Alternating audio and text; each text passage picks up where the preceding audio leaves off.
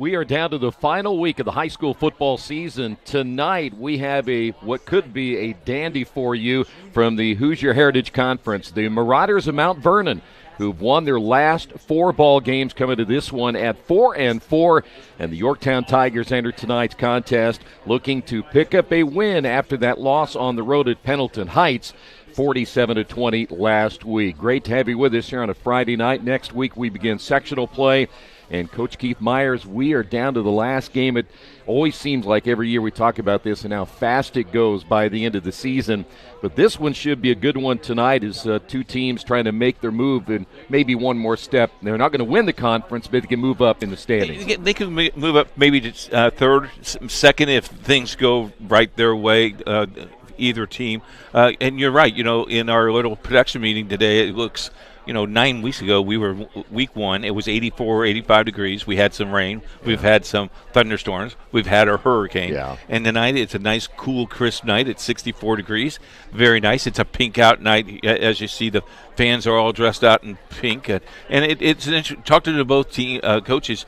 They want to have a good game tonight to go to next week. Yeah. Because Mount Vernon goes to New Pal, and Yorktown goes to Richmond.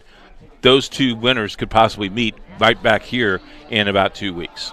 Well, this Mount Vernon team is a change in direction when you consider their first 4 games this season. Coach, they were 0-4. They played some pretty good teams, and they ended up losing to Noblesville, Franklin, Greenfield Central, and then they got pounded by New Pal. But after that, they went to Delta and they went to Pendleton.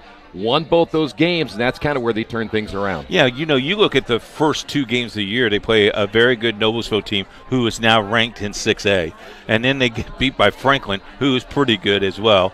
Then the New Pal game was just nothing went right for them. And it was one of the games where Coach actually said he looked at the film, looked at it and tossed it against the wall and said, we can play better. Yeah. And they have done that so far. That big win against Pendleton Heights, I thought, lifted them over, and then Delta, and then I think Pendleton Heights. Newcastle and Shelbyville. Yeah. Shelbyville is still a couple years away. A lot of young freshmen in that team, and I think everybody has got healthy playing Shelbyville. By the way, to give you kind of an idea, the contrast in the first 4 games and the second 4 games on offense, this Mount Vernon team is only averaging 20.3 points per game, and they're giving up 40. After that, when they got to that Delta game, clear through Shelbyville, they're averaging 35.5 points per game, which is 15 more, and they're only giving up 12, which is 28 less than they were in the first 4 games. You also, offensively, a quick start. Last week, again, was a very quick start. They scored 14 points in the first quarter. If you missed it, you got to go back to their second touchdown and the drop kick attempt. I told Bob Lovell we talked probably 8 minutes on the phone. Well, now, explain to me again what a drop kick is. I said, Bob, it's when you drop the ball and you kick it in the goal. He goes, that's legal? I said, yeah. And he goes, how many points is that worth? I said, depends if you're going for an extra point or going for 3. He goes, you can do that for a 3-point conversion? I said, you can. We may see that tonight. I doubt it. I think these 2 games, this is almost like a sectional matchup. Yeah. Because you get that momentum, you feel pretty good. Mount Vernon has to go on the road next week to New Pal, but that momentum could carry them through. By the way, this is a football team, Mount Vernon, only averaging 94 passing yards per game, but they can run the football, and we know why. When they got Brogan in the backfield, we saw him a lot last week. They average almost 190 yards on the ground. It's almost one-dimensional, but they'll probably run the football a lot here tonight. Should be an interesting ball game. We'll come back. We'll talk about Yorktown coming up next right here on IndianaSRN. To you.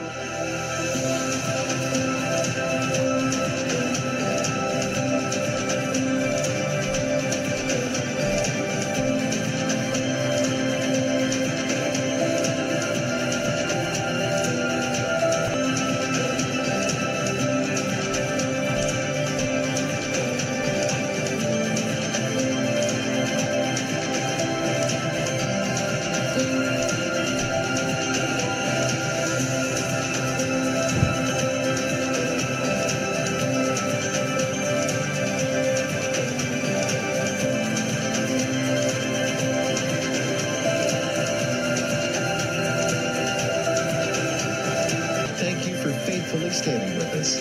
You are truly making a difference in the lives of our neighbors in need.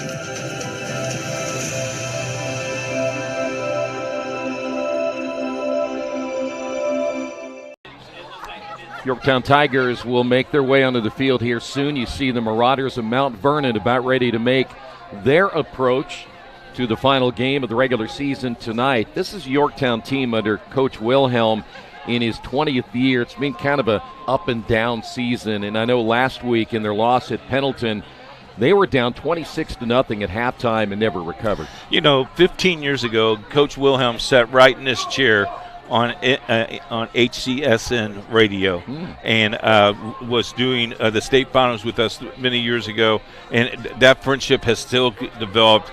He said that they laid a golden egg. Right. They just flat out were flat, got off the bus flat. He didn't know how to motivate them. I got a feeling they were definitely going to be motivated tonight. When you look at their schedule this year, they go to Anderson, they led 35-0. They play Muncie, they led 21-0, both those games at the half. They play New Pal, they're down 35-0. They play Delta, they led 28-0 after 3. They go to Newcastle, no score at halftime. Weird. Then they play Shelbyville, they led 26-0 at halftime. In the Greenfield Central game, everything was normal. They ended up winning that game 21-7, and they were down 35-0, or I should say 26-0 to Pendleton in last week's game. So they've got to come out and play well from the very beginning, because when they do, they win games. Yeah, and I think, being at home will help them greatly. Offensively, I don't think we'll see the ball be tossed in the air. We may. It would surprise me if we do. But I think both these teams will grind it. And again, it comes down to who gets that momentum first. So let's look at the keys of the game real quick here. Okay. For Yorktown, I think they have to control their line of scrimmage, score 7s, not 3s. And they got a capability to do that. And then they have to limit their self-penalties. You look at last week's game. They gave up penalty after penalty, and it is tough to go 1st and 20 and try to make up that point. For Mount Vernon, again, if they can get off to a quick start like they have the last 4 weeks, they'll win this game. I really believe that. Third down conversion. Last week they didn't do a very good job on a third down conversion, but they played Shelbyville. That might have helped them a little bit. And then the penalties, timely penalty as well. Stupid penalties. The unsportsmanlike conduct when in the end zone. Too many men on the field, and then you have to call 2 back-to-back timeouts. Those things you got to eliminate this week because you don't want to have those next week. By the way, impact players tonight, keep an eye on number 19, Sam Tokar, 88 of 156, 908 yards, 9 touchdowns, and 2 interceptions. Running back Wilson Webster, we're going to call his number a lot, but it's number 88 in case you're wondering. You don't have too many running backs that are number 88.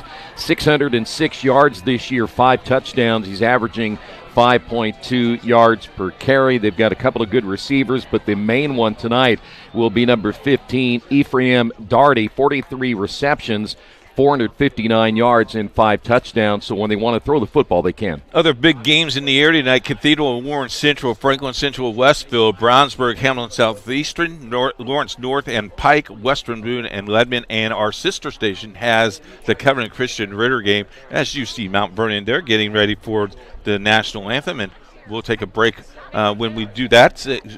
So we look at big-time college football on IndianaSRN and soccer tomorrow. We'll run all of those down for you. Got a great halftime guest for you. Brandon Eaker, the athletic director at Mount Vernon. Ecker is coming to join us. Thank you very much.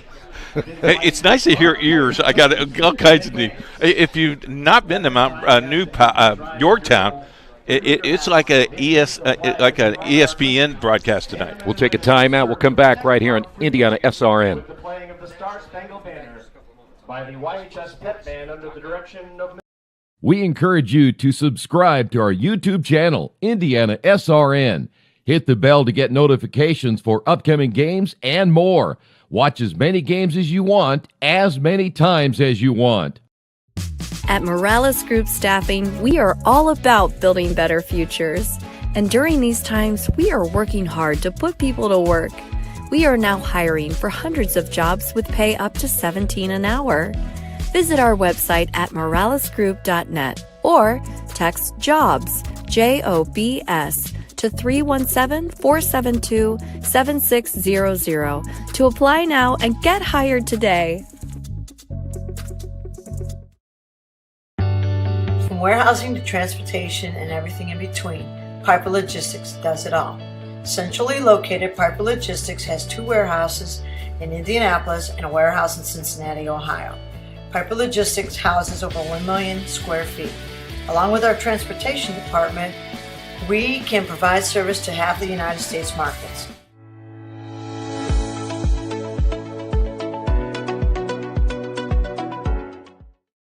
We encourage you to follow us on Twitter at IndianaSRN. Find upcoming games, video highlights, and much more. Follow us now at IndianaSRN. Back once again here at Yorktown High School. Great to have you with us. Final night of the regular season. Of course, later on, we'll try to keep you updated on some of the other scores going on around the state of Indiana. Other games in the HHC tonight. Delta is at New Pal, along with Mount Vernon here at Yorktown. Newcastle's at Greenfield, and Pendleton is at Shelbyville. And if you didn't get the news, Shelbyville will be going out of this conference into that brand new conference, so that'll be a one team out. Along with Beech Grove, Speedway, I think Indian Creek is in that conference as well. Tonight's officials: Brian Stewart, Greg Sparks, Denny Meadows, Eric Medicke, and Tribe Bills is our officials. They talked to Troy before the game, said he promised that he's not going to call any penalties tonight. We'll see if that's true. You have a shot right there, what it looks like. That is a great end zone shot that you will see all night long. Nick Lewis and the crew is here tonight. Jerry Collins and David Moore, our crew tonight. Looking forward to a great game. Dan Wolford is our public address announcer. He disappointed us twice already today, but the Chick-fil-A sandwich has made it up. You had about 3 of them, didn't you? Debbie is listening. I've had one, dear. Jeez. Oh, by the way, Debbie, let you know, though, your husband decided to walk away from his cane, who left it in the car, but I didn't know if you're supposed to tell anybody or not. We want to remind everybody that tonight's game is brought to you in part by Reynolds Farm Equipment. Reynolds Farm Equipment is the leading equipment dealer and has been since 1955. Passion to Care, delivering care with more than 24 years of experience. Boilermaker Local 374. They represent highly skilled, highly motivated workers in field construction and metal fabrication in the state of Indiana. Wheeler Mission. For over 131 years, Wheeler Mission has been a pillar in the Indianapolis community. Bertner Electric, your trusted electrician partner since 1986. The Morales Group. We're in business to create a better future for you and your family. McGinley Wrights Financial, inspiring people to repeatedly take action on their financial goals. And the IndianaSRN Sports page. Everyday coverage, Monday through Sunday, Coach, coast to coast. Log on to IndianaSRN.org and click on the Sports page tab. There's a look at Yorktown as the officials did the coin toss. And want to thank our officials. We want to remind you that Officially Human, one of our sponsors, and of course their mission is to restore respect to game officials and recognize them as authorities on the field and the court. Do your part and practice good sportsmanship.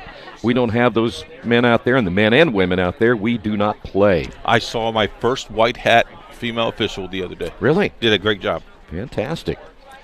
Well, we will see Mount Vernon get the football first. Riker Bear is deep, the deep of the 4 that they'll play deep. And Ford will tee it up at the 40-yard line and kick it off and get this final week underway. Next week, sectional play will begin, and of course everybody will start making their predictions on who's going to advance, and that's always fun to watch. Yes. We will have our schedule on Indiana Sports page by Tuesday. Okay. Negotiating some things. All right. So here we go. Beautiful night here in Yorktown. And a short kick, and one of the up men will take it across the 20, 25, 30, 35. Great run to the outside, and on the return, DJ Johnson will give Mount Vernon excellent field position. Same play they did last week. Troy kicked off and got it in good field position. Got a late flag, though, on the field. Yeah, looks like a block in the back. Yeah, the way this is, it is in a position where it's going to go against Mount Vernon. You talked about the penalties they had last week that cost them in several occasions, though again it was a Shelbyville team that was really undermanned in a lot of ways, but you can't make those mistakes against good football teams. Well, you had the ball in the 35. Now you got to go back 10 yards, and now you have to start 1st and 10, probably at the 20. I think, is that at the 25? Football will be placed at the 20, actually the 17-yard line. 17, wow. So the running back will be Brogan. He's going to get a lot of carries tonight, I have a feeling, and he will be the first carry, and this one gets about 3 before he gets stopped. Big number 75 is there, Landon Kelly, 6'3", 70. He's a senior. Look at all the big beef on the field today. Kelly would be considered a big-time run stopper. 76 for Mount Vernon, and 70. That's going to be a good matchup. Yeah. Steel, moving steel right there tonight, folks. It'll be 2nd down at about 7. Brogan up the middle, finds a big hole, gets the first down and more near the 34-yard line. And Brogan, we talked about him a couple of weeks ago, Coach, where he carried the football 35 times, and he'll be a workhorse again tonight. Yes, sir. Football will be placed at the 34-yard line. Good opening drive so far for Mount Vernon, though very young in the ball game here tonight. He'll put a man in motion. Meyer out of the shotgun, looks to throw. Ball caught near side. Still on his feet. He'll get a couple of yards out of this one. That's Gavin Joy on the reception, the 6-foot, 170-pound senior. Gavin Joy, a follower of IndianaSRN on X. So it'll be 2nd down and 6, quickly to the line of scrimmage. The option and the handoff, the cutback, and nearly falling down, but keeping his balance is Brogan, and Brogan to get another first down all the way to midfield. And, you know, we haven't talked about this, but this is a natural turf field. This is the first time Mount Vernon probably has played on a turf field, on a grass field this week. Well, we haven't seen one in a while. In about 2 years. It's been a long time. So 1st down. Brogan off to a good start here tonight. Meyer again out of the shotgun will look to throw. They're mixing it up well to the far side. The pass too high there for Gavin Joy as it falls incomplete. A little bit of pressure there from the Yorktown front 4. Be 2nd and 10. Yeah, Barnes up front, Kelly up front, along with McKay. They generally run a 3-5 with Witt, Purdue, Riley, Griffey, and Webster as the 5 linebackers with Long, Crooms, and Weaver as the defensive back. So it'll be 2nd down and 10. And the pitch will go to Brogan. Brogan gets hit immediately and may even lose a yard on this carry. Nice job. Way to stay at home there.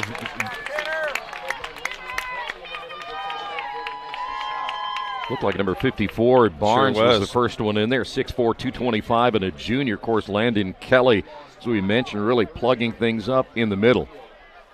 So now it's going to be 3rd down. We'll say actually going to put it right back to the line of scrimmage. You got a good spot on that one. Great spot.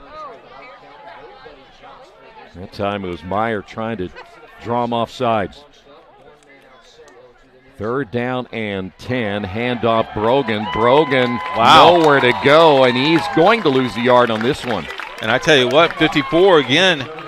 Barnes plugged a hole, and everybody else just surrounded him. Well, you get off to a great start. You had 2 first downs, and then all of a sudden you're stifled. Yeah, no running room there for Brogan, so they will punt it away.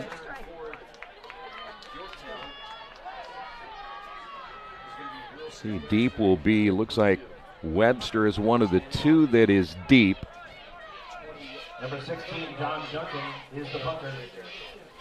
So he punted away, and this one down the middle of the field, a short kick just outside the 20, and there will be a return of about 6 yards.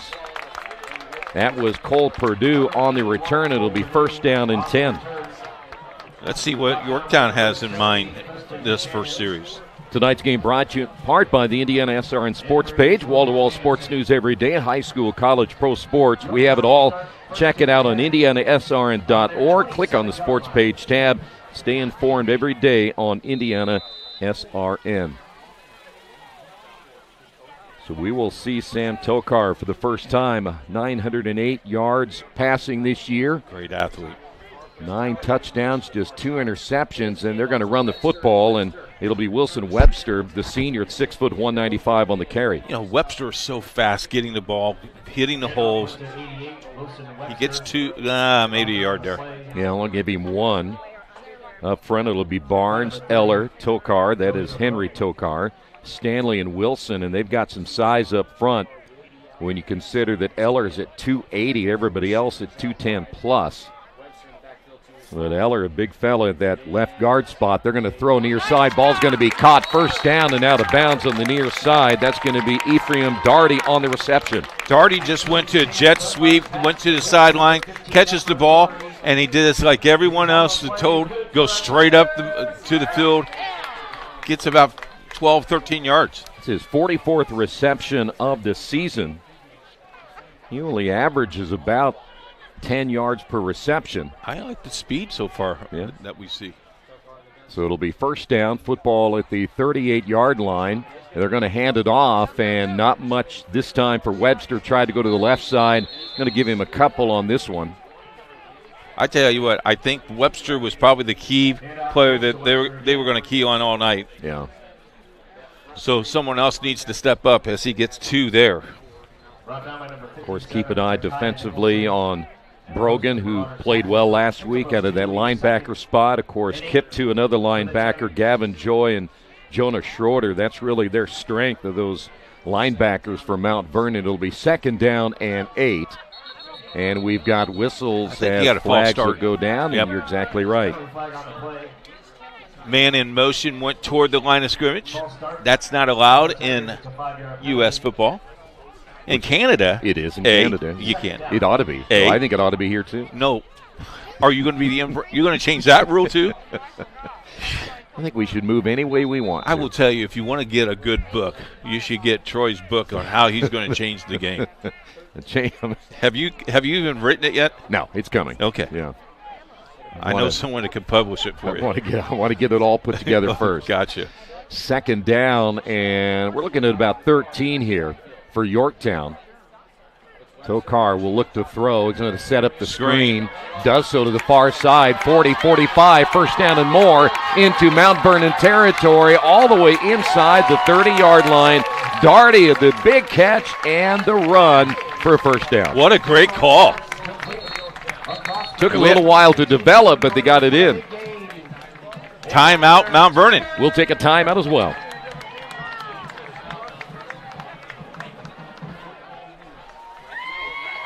Piece of equipment you can trust, one that's easy to use.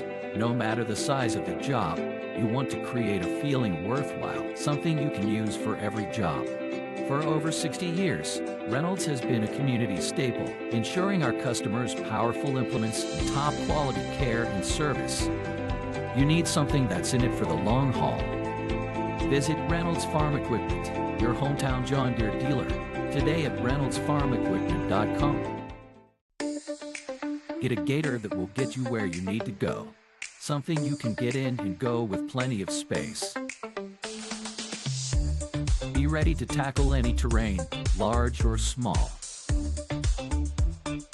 When you choose Reynolds, you choose reliability. The guaranteed great customer experience and relationship from the moment you walk in. Come in and see for yourself or visit reynoldsfarmequipment.com. Coach, we're going to get a look at that last play. Watch this. This is right in your living room. Look at this. Look at the blocking downfield. It's a great block. This is what I like, the flip. There we go, front Woodrow. It was Barnes who was leading the way, the handoff, and a carry down to the 25 by Webster. You love it, and the thing is about that screenplay is it took a little time to develop, but once it did, they did a great job. Well, I think what disguised it is they had a guy running in motion, which is their key player, was in motion, and it threw him off. There are definitely eyes in the backfield tonight. No doubt about it. Second down and 6. Tokar once again will put a man in motion, reset him to the left. Handoff, nice hole over the left side, and able to run the football is Webster. Going to get the first down. This is the one thing, though, that Mount Vernon's had a difficult time doing this year, stopping the run. Yeah, and the interesting thing is they had a great series going, had a punt. Yorktown has not missed a beat yet. Maybe the one false start, but other than that, yeah, they've been positive the whole entire time down the field. Well, and here's one thing about it. You get to this drive, you got to put points on the board, as you talked about earlier. You need 7, not 3. So first down here for the Tigers. They'll reset the receiver to the left, hand off over the left side once again, gain maybe 3 by Webster. We'll see where they spot the football, closer to 2, so it'll be second down and 8. And there is no doubt about it, folks. This will be 4-down territory. Yeah. You are not going to get 3. You're going to get you got to score 7. So will it be Webster again? Your second down and long. We go back to Darty's had a couple of nice plays already here in the first period of play, and we saw Mount Vernon in our previous broadcast call 2 straight defensive timeouts. They've called another one here tonight to try to figure things out quickly. Motion on the wing here. Tokar to throw, has a man open in the end zone, touchdown. And just like that, 6 on the board. It's Noah Long, the sophomore, 5'11", 165, and Yorktown on the board. Sophomore. I can see he's got hands. Noah, by the way, listed as the backup quarterback, and he's also listed as a backup receiver. Here's the most important point of the night right here. Really? Already? Yeah, I think so. All right. Ford will attempt the extra point. A high snap. The kick is on the way, and it is good. Yorktown leads it 7-0.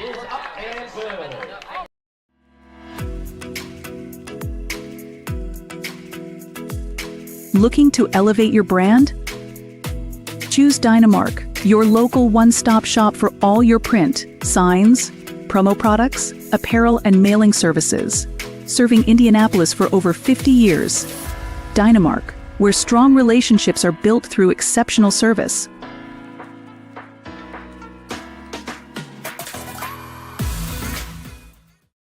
We encourage you to follow us on Twitter at IndianaSRN.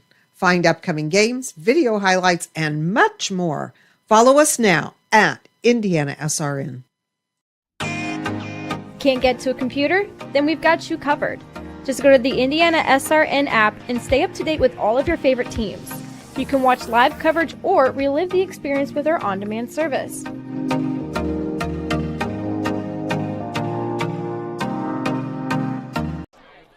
Boy, much better start for Yorktown this week than last week. They were down 26-0 in the first half.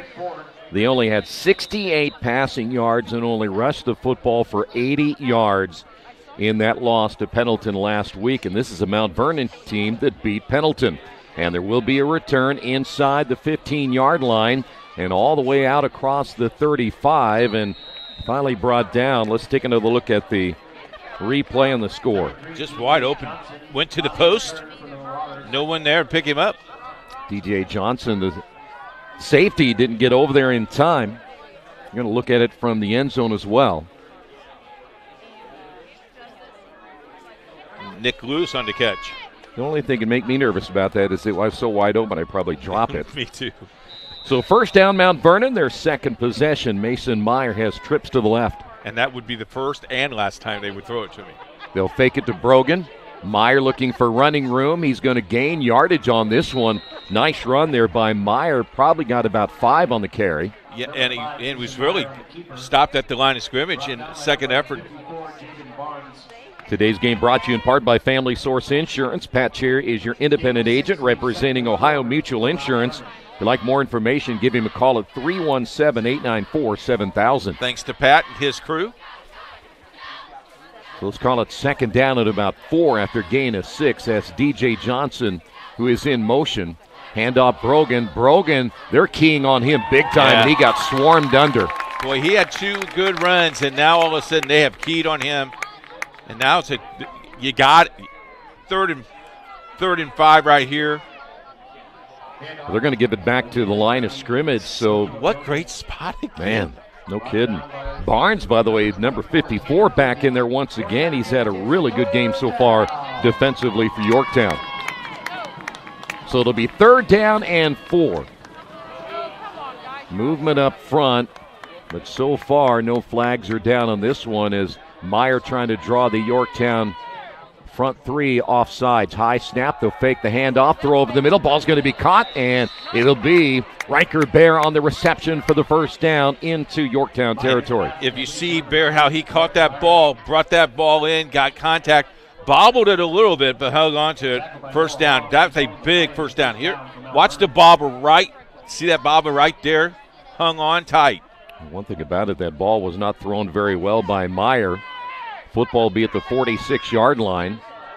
Busted play. Yep, and it was DJ Johnson who went down, and to tell you what, right there, Mason Meyer took the brunt of that hit. DJ Johnson, who was coming in motion, was going to receive that football. Difference between turf and grass. Yeah. Especially if you didn't cut the grass this week. Yeah, that's right. I told you that story, right? You did, yeah. So it's going to be now 2nd down and 11. Coach at Howe High School grew grass all week, never cut it. Change that 2nd down and 9. Brogan over the right side. Brogan to the 40. Brogan still on his feet, very close to the 1st down. He might be shy about a half a yard. Got a scoreboard update for you with 5 minutes to play in the 1st quarter. Covenant Christian 7, Ritter 7 on our sister station. Yorktown making a quick change in their defensive personnel. Nice drive here. Nice comeback here for Mount Vernon. Now let's get a score here. Well, he did get the 1st down at the 36-yard line. Right now, Brogan is earning everything he is getting here in this opening period of play. That's DJ Johnson in motion. And looking to throw is Meyer. And it's almost intercepted. Great read defensively. Nice job by number 24, which is Tanner Griffey. He is 6'3", 186, a junior.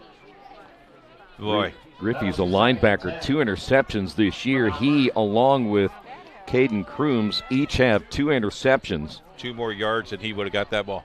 No question. So now it's going to be 2nd down and 10. Brogan very rarely comes out of the lineup. DJ Johnson may have moved on the left side. There's a lot of pointing at each other, which is generally the case, but they're going to say it's going to be offsides against Yorktown. How do you like that? Well, he did. No, he did. No, he did. It was the cheerleader's fault. Reminds me of old NFL films one time when they showed I got that, man. No, you got that, man. No, you everybody was pointing. Yep. So it's going to be 2nd down and 5. Brogan, as we said a little bit ago, very rarely comes out of the lineup. Play action over the middle, ball tipped in the air, and it falls incomplete. It's good that it did, because if by chance you had an opportunity there for Griffey, if he turns around, he might have had an interception. I think Meyer's rushing it a little bit. Just seems like he's rushing it just a little bit. I think he can wait maybe a second. Everybody know who's going to get this ball, right? I would think it would be Brogan. They're going to have to get to the 26-yard line for the 1st down. Brogan over the right side. Brogan is not going to get there. He may get a yard out of it depending on the spot of the football. It's going to be 4th down. You got to go for it. You're down 7-0. It's the last game of the year. Set a precedent right here, Coach. Well, we know their kicker's fine. We saw that last week. Venard, I don't know if this would be, in fact, I'm pretty sure at least a 46-yarder might be too far for him, so it's going to be 4th down. DJ Johnson again in motion. Gavin Joy to the right side. Meyer, a quarterback keeper. Meyer trying to stretch it to the outside, got the 1st down and more, and he will get out of bounds here in the near side, but there's a flag down, and I think it's going to come back. I think you might have a holding on the end.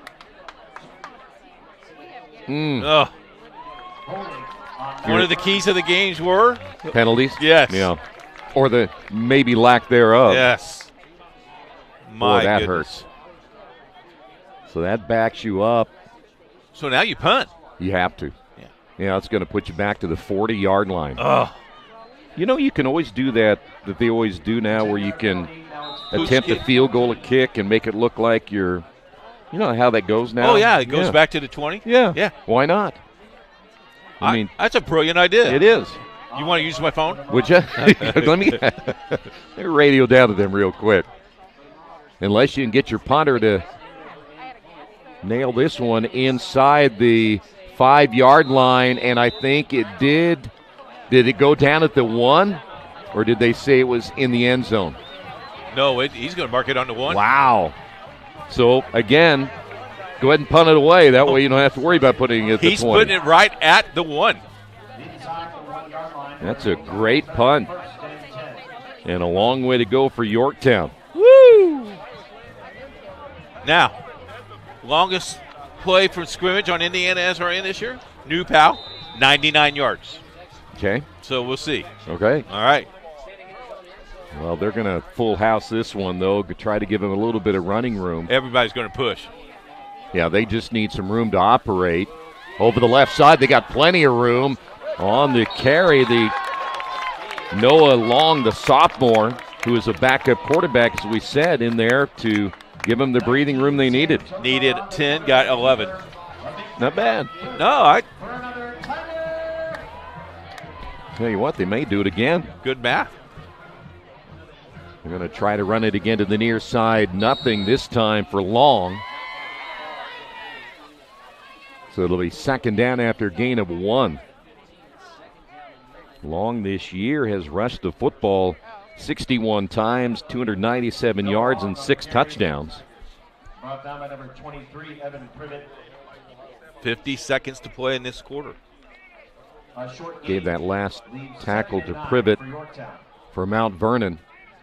So now back to more of a normal offense, and it's going to be Long once again staying in the lineup. Long's going to find running room, but a flag is down, and guess what? We probably have another hold. Both teams are just shooting themselves in the foot. Now, Yorktown, as you said, they're going to go to Richmond next week, and I don't think there's any doubt about it. They'll win that game, but the thing is for Mount Vernon, they got to play New Pal again, and they've got to make sure they clean some things up. Yeah, but if you're Yorktown, you just can't go in there and say, we're going to win this game. Right. You're on the road. Anything's possible, but Richmond has not played well this year at all. Got their first win of the season last week. Beat a very powerful ball club in Anderson. I'm just joking about that. They did beat Anderson. They did beat Anderson, yes. Wow. So now you're going to talk about second down and 15, and they're going to try to throw on this one. Long downfield. Ball is dropped. That was a catchable ball. Julian McKay can't reel it in, the tight end. Now, there you go again. You had penalties, and then you have a drop football right there. Those are the things that keep you from advancing. And now you're third down. That ball's catchable. Now it's third down in about 15 still. 19. Hey, and we always talked about why in the world that you have those gloves that you can't catch a football. My coach was not back in the day we didn't have the gloves they have now, but you were not you barehanded it. Yeah. And put some sticky stuff all over it. Third down. Out of the shotgun, they'll look to throw. Going to air it out. This is underthrown, and it's going to be knocked away. Nice job there by Riker Bear. Great defense right there. Whoa, that ball was underthrown. And it's going to be fourth down. That ball was up there a good 2 or 3 seconds, too. Watch this. I mean, that thing is high. Nice job, though. You're correct. It was underthrown, but good defense. Pass intended for Long. Bear will be deep. Joy will be deep. I would go. Send them all. You want to go block it? Send it all. This is like the squeeze playing baseball for you. You know, that's heavy play for me. You got a guy on third base. We're going to score him. McKay will punt it away. And this is going to be a punt that's going to go off the side of his foot and a fair catch. And this is excellent field position at around the 35-yard line by Gavin Joy and Mount Vernon. Good field position. Third possession for Mount Vernon. I want to remind you, Aspen Creek Grill, delicious food, excellent service. So after the game, make sure you check them out. Maybe this weekend you can go there before all the college football. I will tell you, Mike Bennett and his crew are great, top-notch people talking about football and soccer and volleyball. We'll tell you what's our big college weekend on IndianaSRN coming up. We have a ton of games tomorrow. Volleyball, soccer, and football headed your way. First down, under center is Meyer. Now Meyer rolling. Meyer plenty of time, tried to sidestep a couple of defenders. He's going to take a loss. Now, he's going to lose about 3 on this play, and that's one of those situations, Coach, where if there's nothing downfield, throw it out of bounds. You're right. We're going to take a timeout, 7-0. It'll be 2nd and 13 after the end of the first quarter.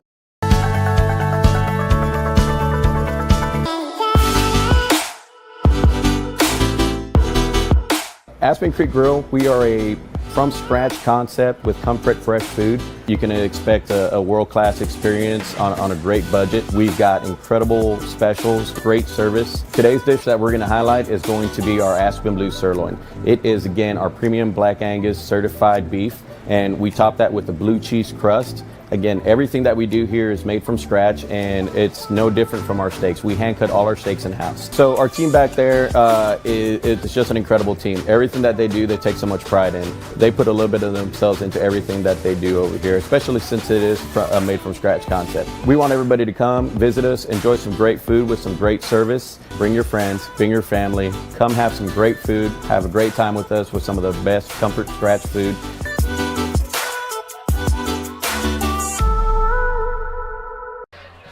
We are back here at Yorktown, 7-0 after 1, but Mount Vernon, great opportunity here inside the 40. 2nd down after the loss of 3. Brogan, the lone setback. Mason Meyer, the sophomore quarterback, trying to get his team on the scoreboard. It'll be Brogan over the left side. Brogan inside the 35, still in his feet near the 32. I like how he runs. We met that young man during the top 100. Back in August. Yeah. August. Was it August? August. My goodness. 2 weeks before the season was to start. 3rd down. Quarterback keeper Meyer over the left side. Meyer is going to fight his way close to the first down marker. Got a flag. Bet you we got a hold. I find that hard to believe. You just saw the official signal to the sideline. Boy, beautiful sunset here tonight. Beautiful night. We had temperatures at the beginning of the game in the 60s. Yeah, we're going to be down to 52 by the time we get done. And now we go all the way back, and now it's 3rd down in a country mile. 23. All the way back to the 41-yard line, and we again see mistakes hurting this Mount Vernon football team. They've got to find a way to cut that down big time before next week. 2 receivers to the near side. One of those will be DJ Johnson. They'll look to throw. Meyer fires downfield, and it's going to be caught. And did he ring it in or did he not? Looks like he did bring it in. That's going to be Riker Bear on the reception. Great play by Bear. So they're going to say it's a completed pass. So now you're looking at the football at about the 4-yard line. What a big play. Bear will stay in the ball game as the receiver to the left. Meyer working out of the shotgun. Brogan. They'll fake the handoff. Meyer, the keeper. Meyer up the middle, gets into the end zone, and the score. Mount Vernon coming back even after that penalty, but the big play to Riker Bear puts them in the red zone, and they get on the board for the first time tonight. So now the extra point attempt by Rylan Vennard. We saw Vennard last week. If it is Vennard, looks like it's not going to be Vennard. It's going to be number 16, John Duncan instead. Duncan, the punter, will attempt now the extra point to tie this ball game. Good snap. The kick is on the way. It is good. We're tied at 7. From warehousing to transportation and everything in between, Piper Logistics does it all. Centrally located, Piper Logistics has 2 warehouses in Indianapolis and a warehouse in Cincinnati, Ohio. Piper Logistics houses over 1 million square feet. Along with our transportation department, we can provide service to half the United States markets.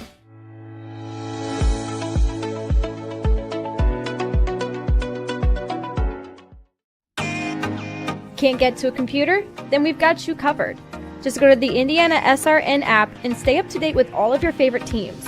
You can watch live coverage or relive the experience with our on-demand service.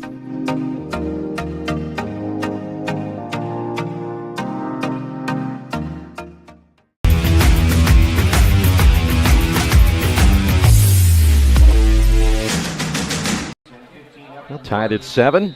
You get a look at that great catch and the play that set that catch up and the touchdown as well. So it's going to be a catch that so far has been the play of the game, and a low line drive kick and a return across the 30, 35. An excellent field position now for Yorktown.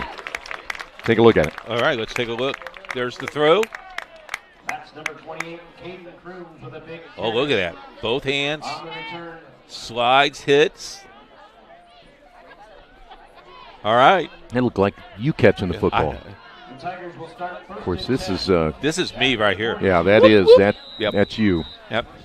Us playing flag football earlier today. You know, my cane came in handy playing flag football. You stiff arm people? Yeah, I did. First down for Yorktown. The one kid started crying. I said to go home. Handoff, trying to bounce to the outside is Webster. Webster cuts it up, gets a first down and more, but a flag is down again. I'm not counting, but this is the 4th holding flag that this referee has called today. Wow. That is amazing. You know, you're 9 games in. You've had, since August, we've been playing football, and you've had all that practice time, and you're still getting nailed for penalties that are costing you big plays.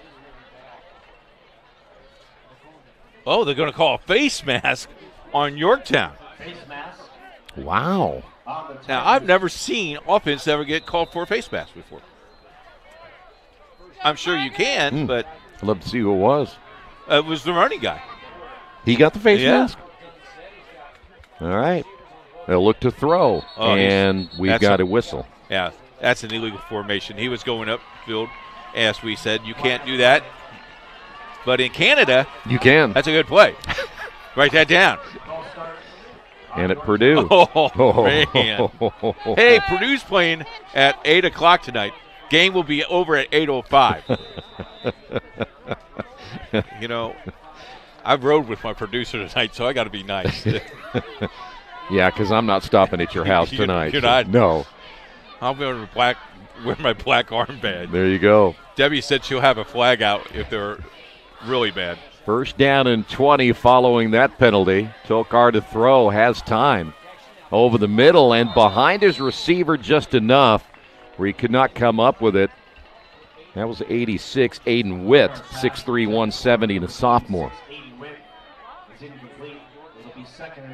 Tonight's game brought to you in part by Clean Slate. Find your future in the cloud. They're a technology consulting firm specializing in custom-built modern applications and products that deliver greater agility, faster speed, innovation, and the resiliency to handle whatever the future throws your way. If you'd like more information, contact Clean Slate at 866-885-3249. Thanks to our buddy Brad. Second down and 20. Tokar again to throw. He'll throw, and ball caught on the sideline and driven out of bounds. It'll be Darty on the reception, well shy of the first down, but he did get to the 45. Want to say hello to John Holder, who is listening and watching the game tonight in Indianapolis. A lot of people interested in this game tonight. And that conference is very interested in that game. I'll be curious to see who they replace Shelbyville with. And, of course, we were talking to some of the people up here. There's some rumors that the top 4 are thinking about leaving the conference. So this is going to be interesting. We got a whistle. And looks like we'll get a timeout. Yorktown, we're tied at 7.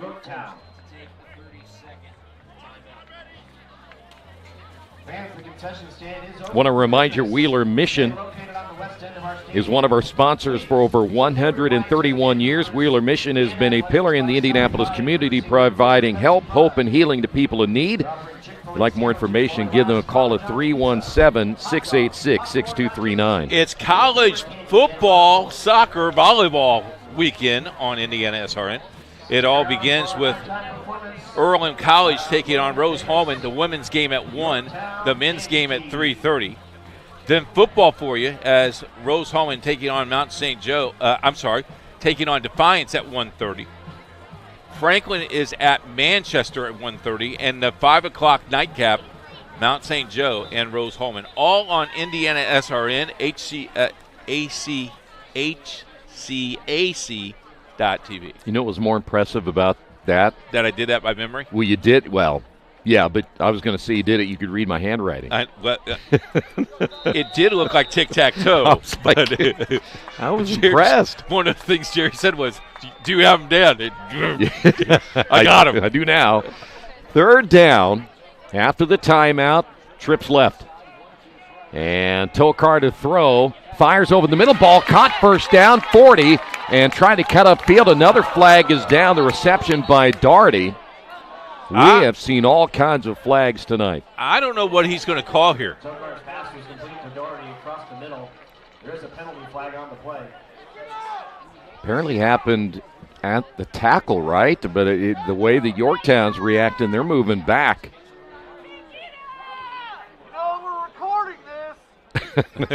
Thank you, sir. IndianaSRN recording this. Oh, let's see what this penalty is. Holding. I don't see it. Now it's going to be 4th and 1. Is the call on Yorktown.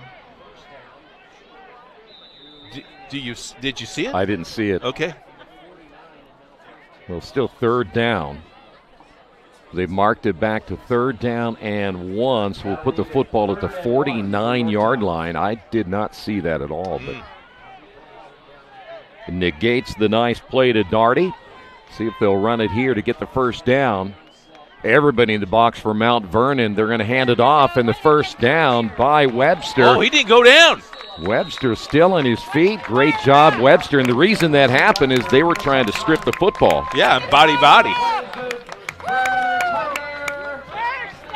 Pretty impressive. Yeah, he didn't go even on body, did he? Nope. Just bent him over. He's a big boy. 195-pounder. All right, I'll take him. 6 foot. Football will be at the 42-yard line. 8:30 to go and counting. And another flag. Penalty flag. Illegal motion. Let's call this one illegal motion. 5-yard penalty, still first down. No more penalties. I don't know if you hear that lady in the crowd mic, but she's right behind us, and we're right with you, lady. Yeah. Well, another penalty will mark it back first down and 15. We're at the 8:12 mark of the first half. At this rate, what time do you think we'll get home? Oh, 11:30. All right, first down. Tokar to throw. It's going to air down the middle of the field. Has a man and just out of his reach. It was intended for Daugherty once again. He had a step on the defensive back, but just couldn't haul it in. Boy, he had a hand on it. That's a nice play, though, at second down. By the way, Colton Anderson was the player that got beat by a step or two.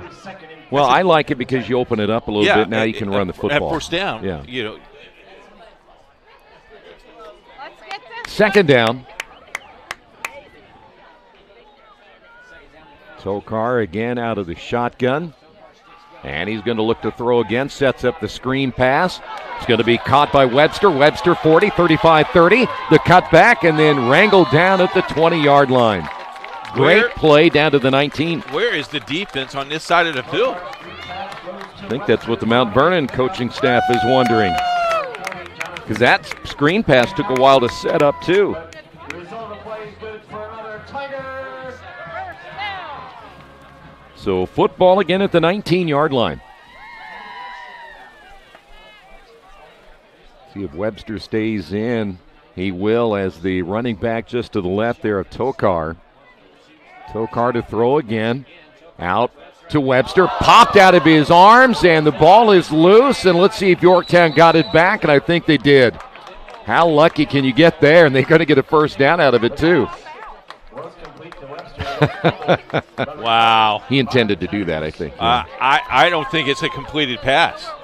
You don't think so? I don't think he made a football move. Yeah, I think he did. Here's the mistake, though. You try to pick up the ball. Yeah. Don't pick up the ball. Jump Fall on the it. ball. That was Colt Purdue eventually came away with it. We used to call bomb, bomb, bomb, and you land on it. Yeah. Sacrifice. Apparently they haven't got that memo yet, huh? Maybe you can't do that anymore. Football will be at the 7-yard line for Yorktown, trying to take the lead. Hand off the second back through the hole. Looked like that was 28 Caden Crooms on the carry. He's only a sophomore. A lot of sophomores getting playing time tonight for Yorktown. A short pickup leaves second and goal for Yorktown. Caden at 5'10", 156. Well, that's the ball. That turnover is what you needed right there. Going to put the football at the 4-yard line. So second down and goal for Sam Tokar and Yorktown. Crooms will stay in the backfield. Oh. And around. Trying to find some running room. And got close to the cone, and he will touch. It'll be Darty on the end around. And the Tigers take the lead now 13-7. They were fortunate they were not called for motion. Yeah, because it was Darty who started to move and stopped. Yep.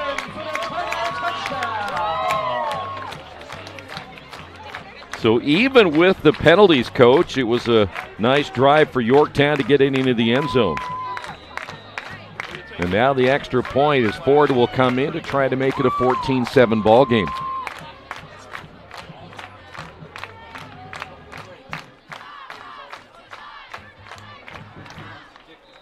Kick is on the way, and it is good. 14-7 Yorktown. Drake Ford's kick is up and good.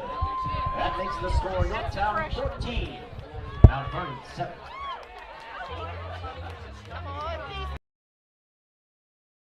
At Morales Group Staffing, we are all about building better futures. And during these times, we are working hard to put people to work. We are now hiring for hundreds of jobs with pay up to $17 an hour. Visit our website at moralesgroup.net or text JOBS, JOBS, to 317-472-7600 to apply now and get hired today. We encourage you to subscribe to our YouTube channel, IndianaSRN. Hit the bell to get notifications for upcoming games and more.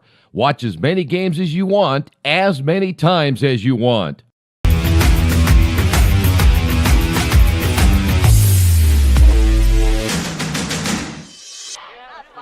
Mount Vernon will have 6 minutes and 8 seconds on the clock to do something with the football to try to tie this game up before we head to halftime.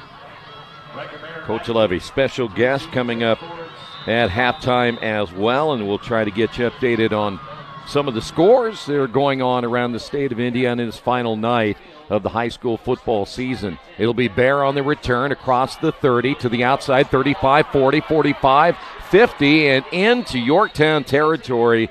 Another nice special teams play there by Mount Vernon. Let's take a look at the score. This is a nice play. Here's the energy right there. Nice. Hey, I got a Purdue score for you. I thought they didn't play till 8 o'clock. They don't. But we're tied. It's 0. All right, we mentioned football coming up tomorrow. That is Defiance and Rose-Hulman. That is a 1:30 start time. That'll be taking place, of course, in Terre Haute. Make sure you join us For that, well, of course, you and I will be in Manchester for the Franklin-Manchester game. Tony Donahue in the booth tomorrow morning. Yeah, what about that? Meyer to throw, has time. Here comes the pressure. He's going to tuck it under and run it himself as he slides very close to that line of scrimmage. A couple of players go down as well, including Barnes, who has been big defensively today for Yorktown. Other games, there's Franklin-Manchester. That will be Troy and I tomorrow, 1:30. Manchester looking for their first win. A lot of sports for you tomorrow on the network. 2nd down and 9. DJ Johnson resets, and we got another flag. Oh, no, they're going to call offsides against Yorktown. The official that is on the other side of the field has thrown a lot of flags. He's got up to 7 now. He gets paid by the amount of flags he throws? I think so. 5-yard penalty. Still 2nd down. Move the football down to the 41-yard line. It'll be 2nd down at about 4.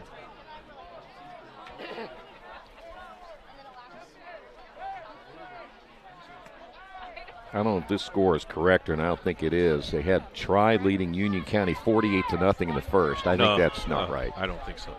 That's DJ Johnson. That caught my eye just a moment ago. Meyer again, faking it to Brogan. Meyer to throw. Goes downfield, and he has DJ Johnson in and out of the hands, and he dropped at least a ball that would got him into the red zone. Oh, my.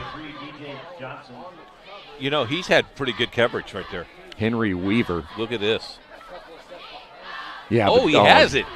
Caught it on his shoulders pad. You got to catch that.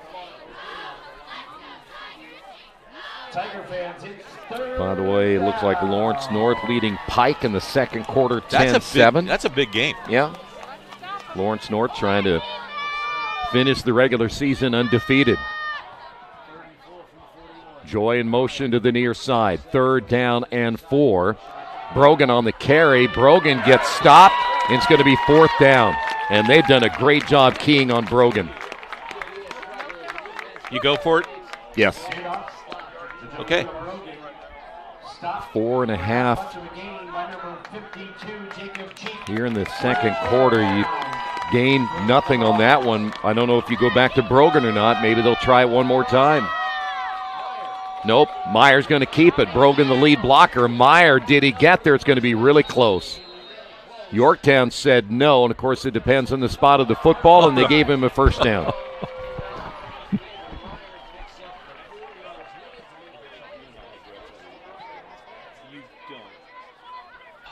Meyer on the keeper. By the way, Decatur Central leading Franklin Central 18-3 in the second quarter. Ben Davis is leading North Central 10-0 in the second quarter.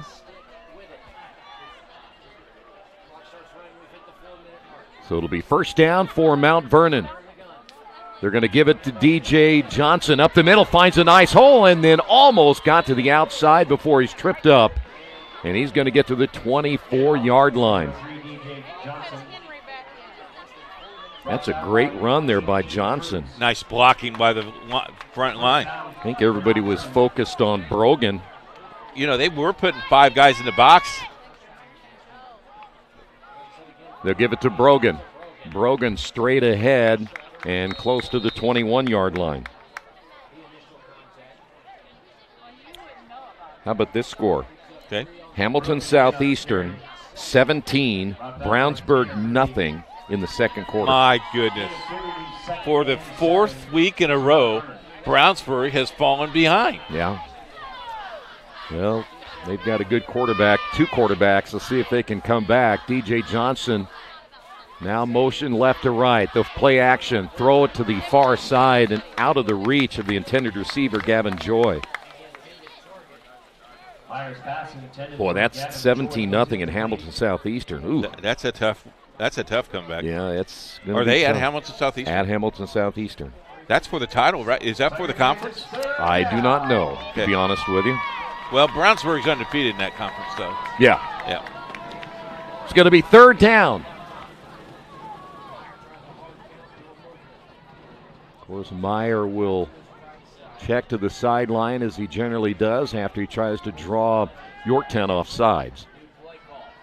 6 seconds in the play clock. DJ Johnson just to the right. Brogan will get the call. Brogan gets hit immediately, fires his legs ahead, and will get inside the 20 down to about the, 17-yard line. Under 3 minutes. You got to go. 4th down. Brought down by Jamin Barnes. It'll be 4th down. All right, 4th and 4.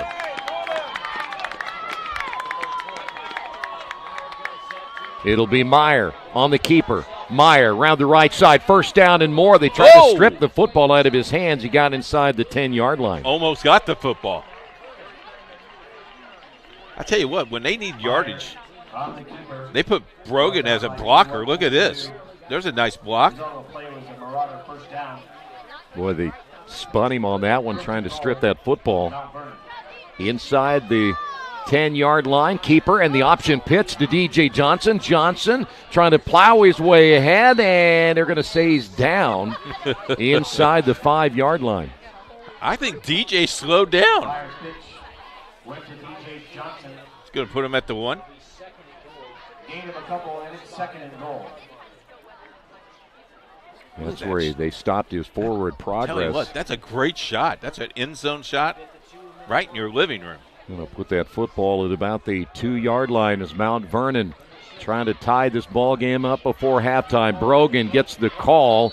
A pile of bodies, and did they get the stop? I think they say stopped him at the 1-yard line. Well, that was a quick whistle.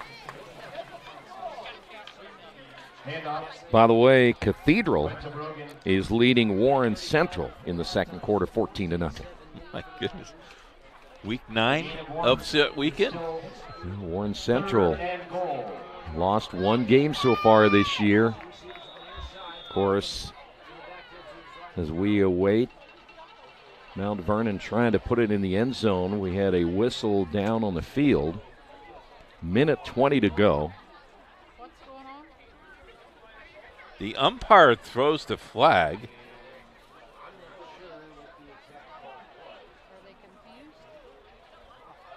And they're going to wave off the flag. Well, we've had 7. We've got 1 waved off. So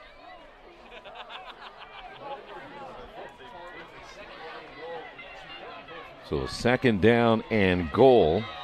Greenfield Central leading Newcastle 13-7 in the second quarter.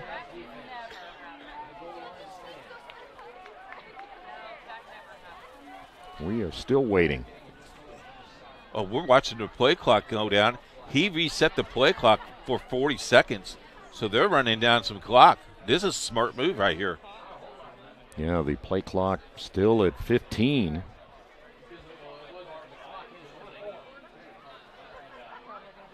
They're going to call a timeout here.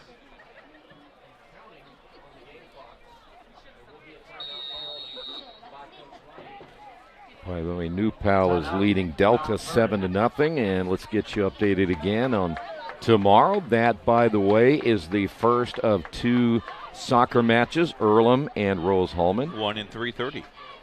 That's a crucial game for Rose-Hulman. They win, they could almost clinch home field advantage. And this is the one I'm looking at. These 2 teams are very good in the volleyball. Mount and St. Joe lead the conference right now, but Rose-Hulman playing very, very well. Volleyball at 5 p.m. So you got football from 1 o'clock in the afternoon all the way, sports all the way to about 8 o'clock tomorrow night. Yep. And we're going to be going to Manchester. We'll be watching that on the way home. That's right. Miss Uber driver will have to do the big screen TV in the van. We got the big van this time. We got the big van. The luxury limo. Yeah. Yeah, like Jerry's taking the jet to Rose-Hulman with their crew. Because there's 3 crews in Rose-Hulman. Right. So they're taking the IndianaSRN jet. Have you seen that new jet? I haven't yet. It says FedEx on the side of it. John Lester donated John it, Lester too. did it, yeah. Where they fly over and just drop you down. Yeah. John's off this weekend. I'm going to kind of miss not having good John on the broadcast. No. Well, after the timeout, 43 seconds. Football is at the 1-yard line. Play clock down to 20.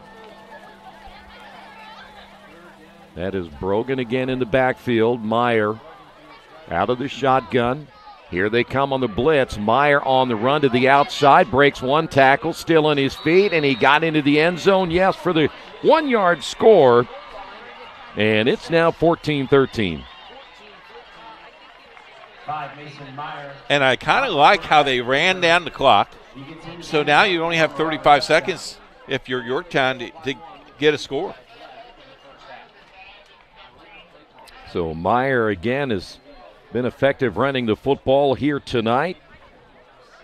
And so now the extra point attempt by John Duncan to try to tie this football game.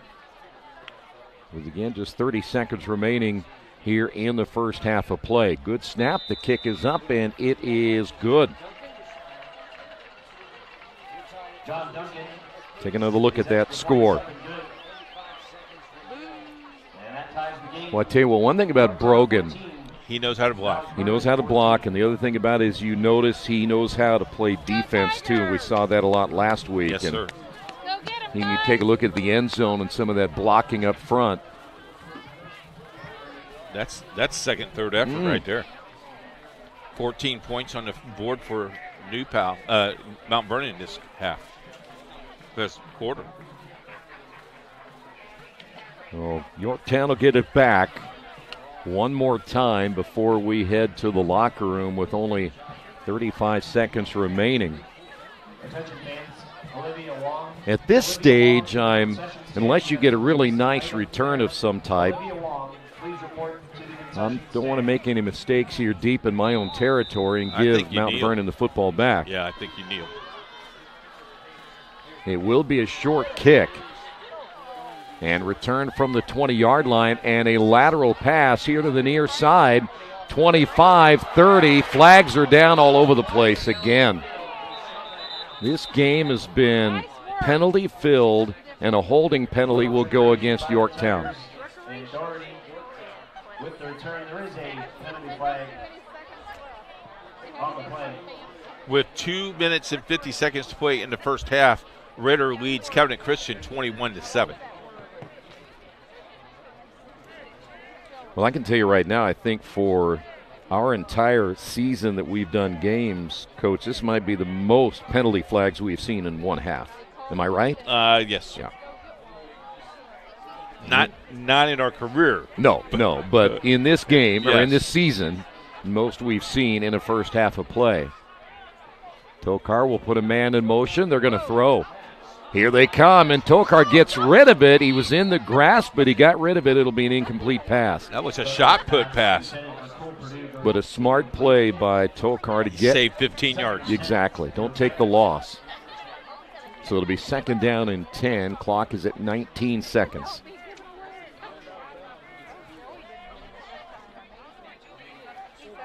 Boy, and the one thing, be careful where you throw that football, too. You don't want to. Yeah, because that was near some white jerseys. Yeah, you don't want to throw it away here this late. Second down and 10. And they will run the football. Webster, nice gain across the 35 near the 39-yard line. 11 seconds remaining. And they'll quickly get to the line of scrimmage. Tokar getting the play from the sidelines, and might be the final play of the first half. Tokar to throw again. Near side, ball is up for grabs, and it falls incomplete. Pass intended here to the near side to Cole Purdue. And that's going to do it for the first half. Well, we thought it would be an even contest. It has been so. We have seen big plays on both sides. We have seen 9 drives, penalties. Line drive. I mean, a lot of drives. Yep. You're right, but the penalties have been really the big story that have wiped out a lot of big plays. Yeah, a lot of big plays, and all of a sudden now you got to go back 10 yards. And that happened for both teams, and it's just hard to jumpstart your offense when all of a sudden you're doing really well and you see that yellow flag. And the thing is, I always look ahead to the next week. If you're going to play better football in the tournament, you can't have those kind of penalties. Well, if you do that next week, you can give up points doing that. Yeah. I mean, this week both even teams, but really, if you're playing a superior team next week, you got to play near perfect. Yeah, and New Pal is about as good as you're going to get, so you're really going to have to play good football next week. We're going to take a timeout. We'll come back. Halftime coming up in a moment right here on Indiana SRN.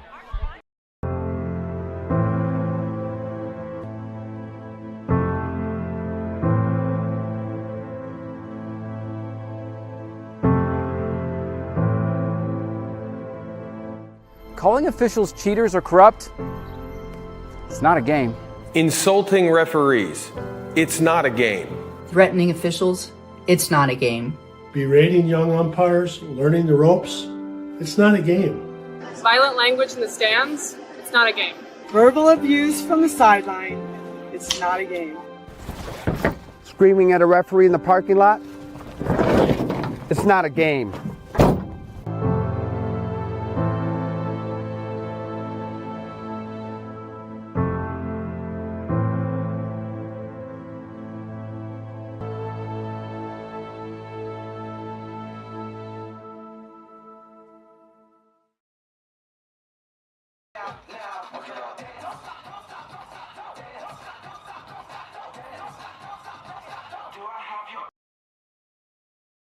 At first, me and my mom were struggling. I was trying to pay the bills and trying to take care of my mom at the same time.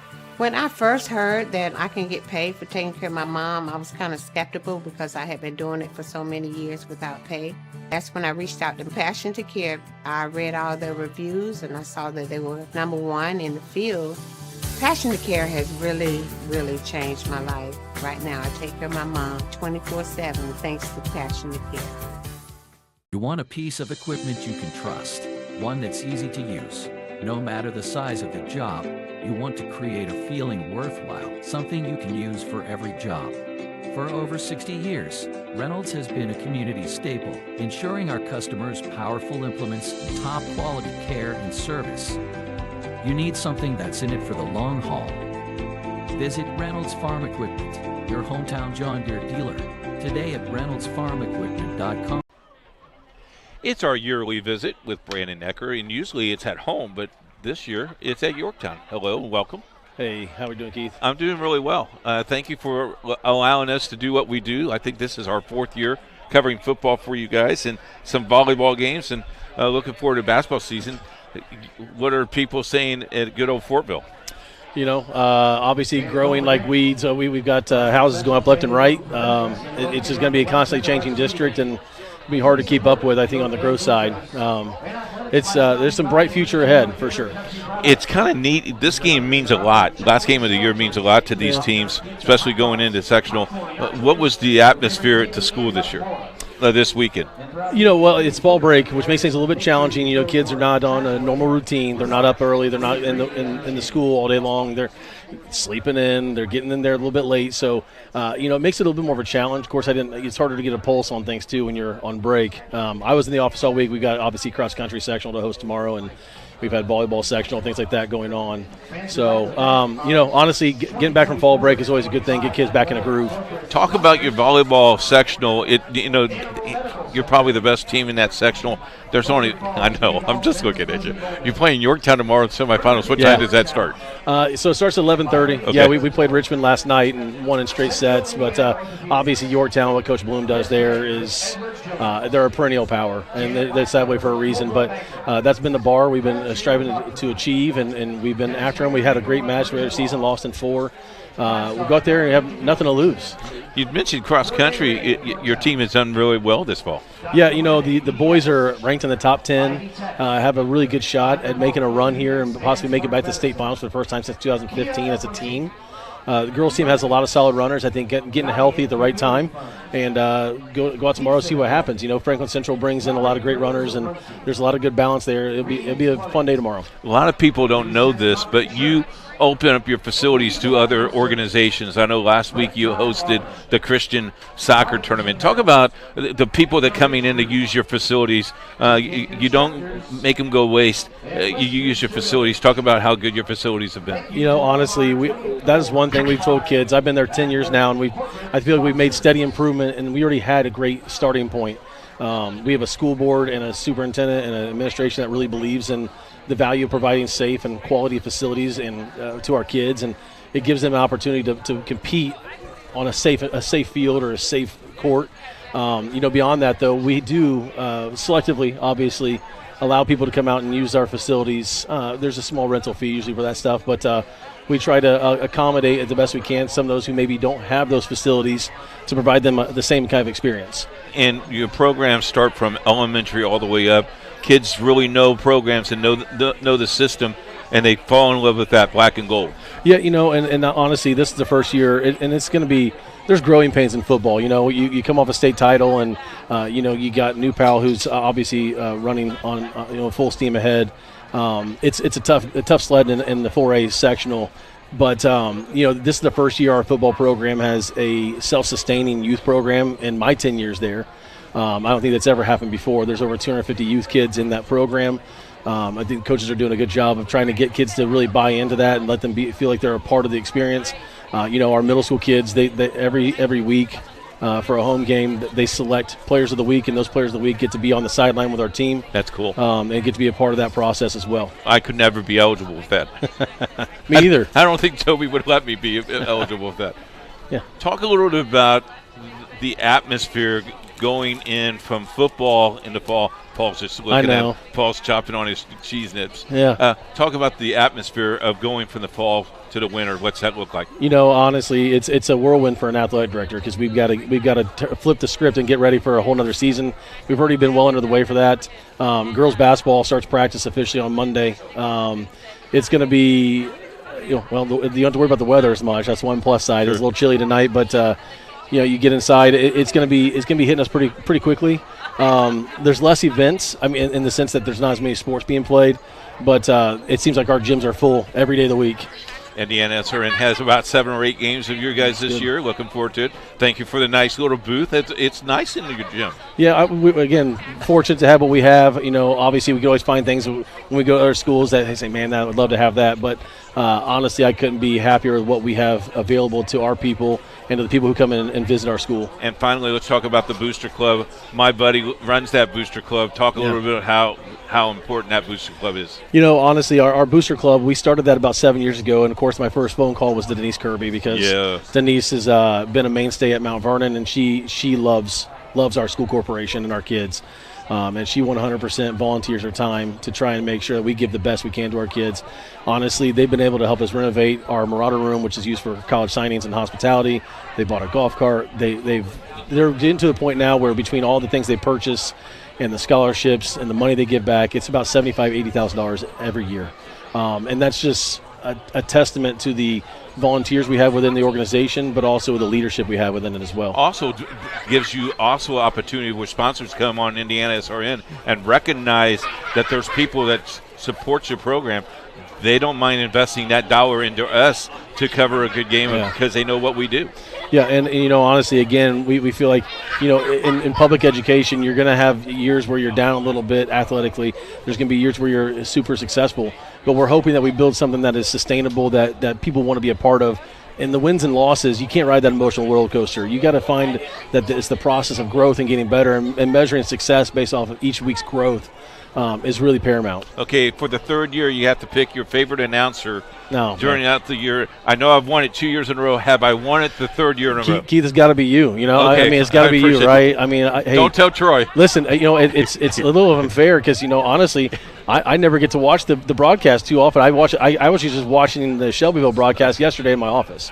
I'm always a few days. Well, you're a week late. I'm a little busy though. Did I'm you on the like field. the drop kick last week? I never saw it during the game. We don't ever get to sit still that long, so right. I never saw it. I had no idea it happened. I have to ask Coach about that one. Bob Level on Sports Talk says, "How in the world did the kid try to drop kick it?" I said, "Didn't do very well." No, but Ryland's a very good kicker. He's going to go to Indiana State. Yep. He's good from about 50 yards. He's got a good leg on him. Well, don't tell Troy that I'm the sportscaster again. Yeah. Thanks for your time. Appreciate it. Appreciate it. Thanks, Keith. All right, God bless you. We'll take a break. We'll be back. Can't make it to the game? We've got your back. Just go to www.IndianaSRN.org and tune in to all of the live action, or go to our on-demand service and relive your favorite moments. We never really realize how much we depend on electricity until the power goes out. Get those lights back on when you choose the certified electricians at Bertner Electric Incorporated. Locally owned and operated, we are a member of the Better Business Bureau and provide only the highest quality of customer service. For more information, give us a call today. We encourage you to subscribe to our YouTube channel, IndianaSRN. Hit the bell to get notifications for upcoming games and more. Watch as many games as you want, as many times as you want.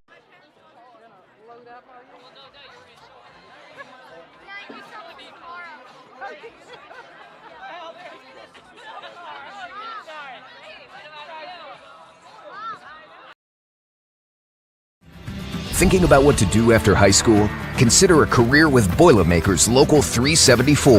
As a Boilermaker apprentice, you'll earn while you learn. We offer excellent wages and benefits, and as part of our no-cost hands-on apprenticeship program, you'll learn from the best in state-of-the-art training centers and on the job. Become a union Boilermaker and get on your way to a great career. Find out more, visit www.local374.org or call 219-845-1000. We encourage you to follow us on Twitter at IndianaSRN. Find upcoming games, video highlights, and much more.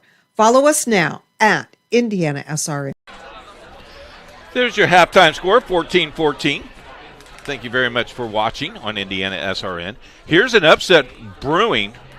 Guerin Catholic 21, Lafayette Central Catholic 0. Lafayette Central Catholic is undefeated. And they're in the top 5, I believe, in their class, yes. How about this? Carroll and Sheridan. Carroll leads 14-0. Kokomo and Harrison tied at 14. Danville 41, North Montgomery 0. Cascade 56, Owen Valley nothing. First half. Running clock. Running clock after the first half. Yeah. Logansport leads Rensselaer 26-0. Bishop Chatard is down to Elder 7-0.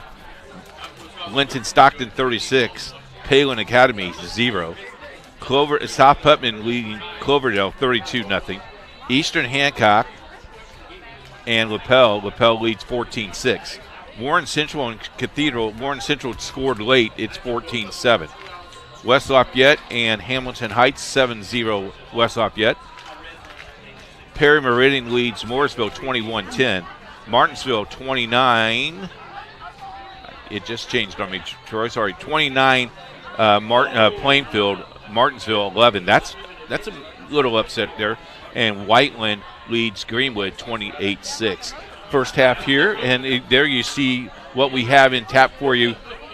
Tomorrow is football on our airwaves. Defiance taking on Rose-Hulman. Doubleheader soccer, Earlham and Rose-Hulman, 1 and 3:30 start. Franklin taking on Manchester. Troy and I head here to go to Manchester tomorrow morning. What time are we leaving? Like 6? Yeah. Okay. Yeah, we want to get breakfast, right? Yeah. At Dairy Queen.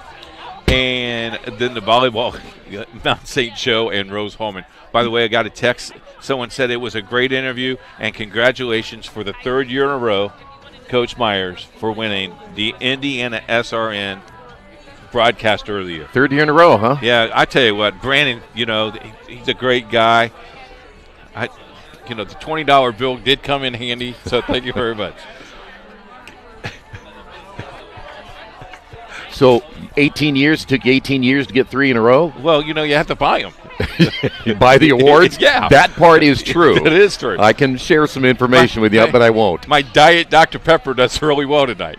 By the way, just to let you know, everybody, since we're leaving so early in the morning, if you think we're eating breakfast at Dairy Queen, you're taking me somewhere better than Dairy Queen. I'll take you to the steer-in. Okay, very good. Yeah, biscuits and gravy. There you go. Yum, yum. Steak in the morning would be nice, too. Keys here for first half, 14-14. Put on your coach's hat. You've done this. You played this game before. What do you think? Stop the amount of penalties. Coach, you got to quit the penalties. You're 9 games into the season, and some of the penalties that are happening are penalties that shouldn't be happening this time. When you're talking about holding on a running play, I know it happens, but we're talking about plays that are stretched to the outside. You got to learn just to keep your hands off people. You want to block, but if the block's not there, don't grab anybody.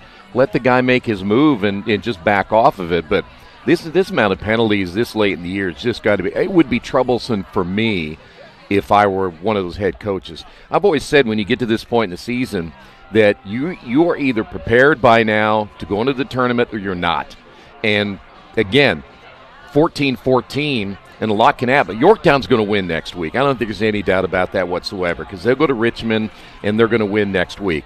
But the thing is about Mount Vernon, they know that next week's going to be an uphill battle because you're playing a Pendleton, you're playing a new – help me out here. You're playing a New Palestine team that is very good, and they're the number one team in the state for a reason. You can't make those mistakes next week. Let's look at our sponsors who brought you the first half and also the second half tonight. I don't think he's ready for that yet. Is he not? No, he's not. Did he give you the, he gave me the finger. He gave you the little the point, one, gave 1 minute.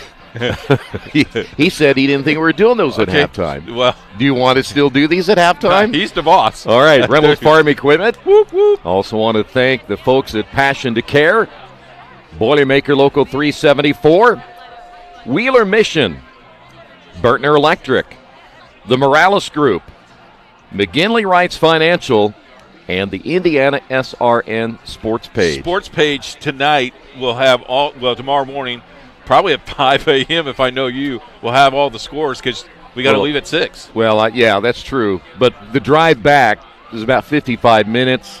If we get done by 9:30-ish, that's 10:30, 11. I can't get to sleep till midnight. It might be 6.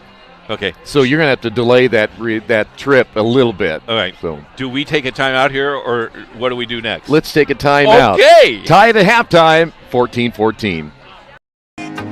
Can't get to a computer? Then we've got you covered. Just go to the IndianaSRN app and stay up to date with all of your favorite teams. You can watch live coverage or relive the experience with our on-demand service.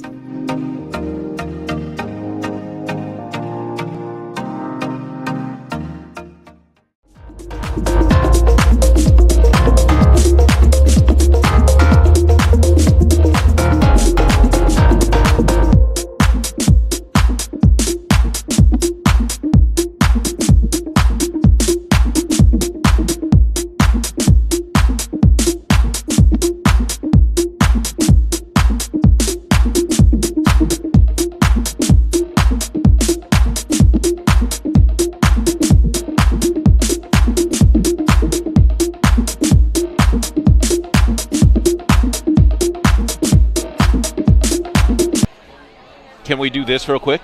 What do you want to do? We want to thank our camera guys, Nick Lewis, Sticks, and David Moore. Done a nice job giving you pictures. And also the guy that's done our 1 and 2s, our CEO. Great guy, Jerry Collins. Are you only saying that because he was threatening to cut your mic off? Yeah, that he did. But what a great guy. Brought IndianaSRN the way it is. All right, and we are a team. And we are family. And if you would like to see more games on the network, contact us at coach@indianasrn.org. Those are our fans, too. I understand that. They're close to the wires, That's right. Hey, I want to remind you, too, that tonight's broadcast is a copyright production of IndianaSRN and the Indiana High School Athletic Association. Any use of audio or video without the express written permission of IndianaSRN and the IHSAA is strictly prohibited. I haven't checked to your Boilermakers as we're waiting for the second half. I may have to tune in just for a little bit because it's probably over by now, but you never know, Coach. I'll try to check that out a little bit. My phone is taking its time coming up. All right, let's see. We've got Dodgers and Yankees going on tonight. We got the WNBA Finals going on tonight. I have the score here. Yeah? Oregon 7, Purdue 0. First quarter. Oregon 7-0. Yes. Okay, very good.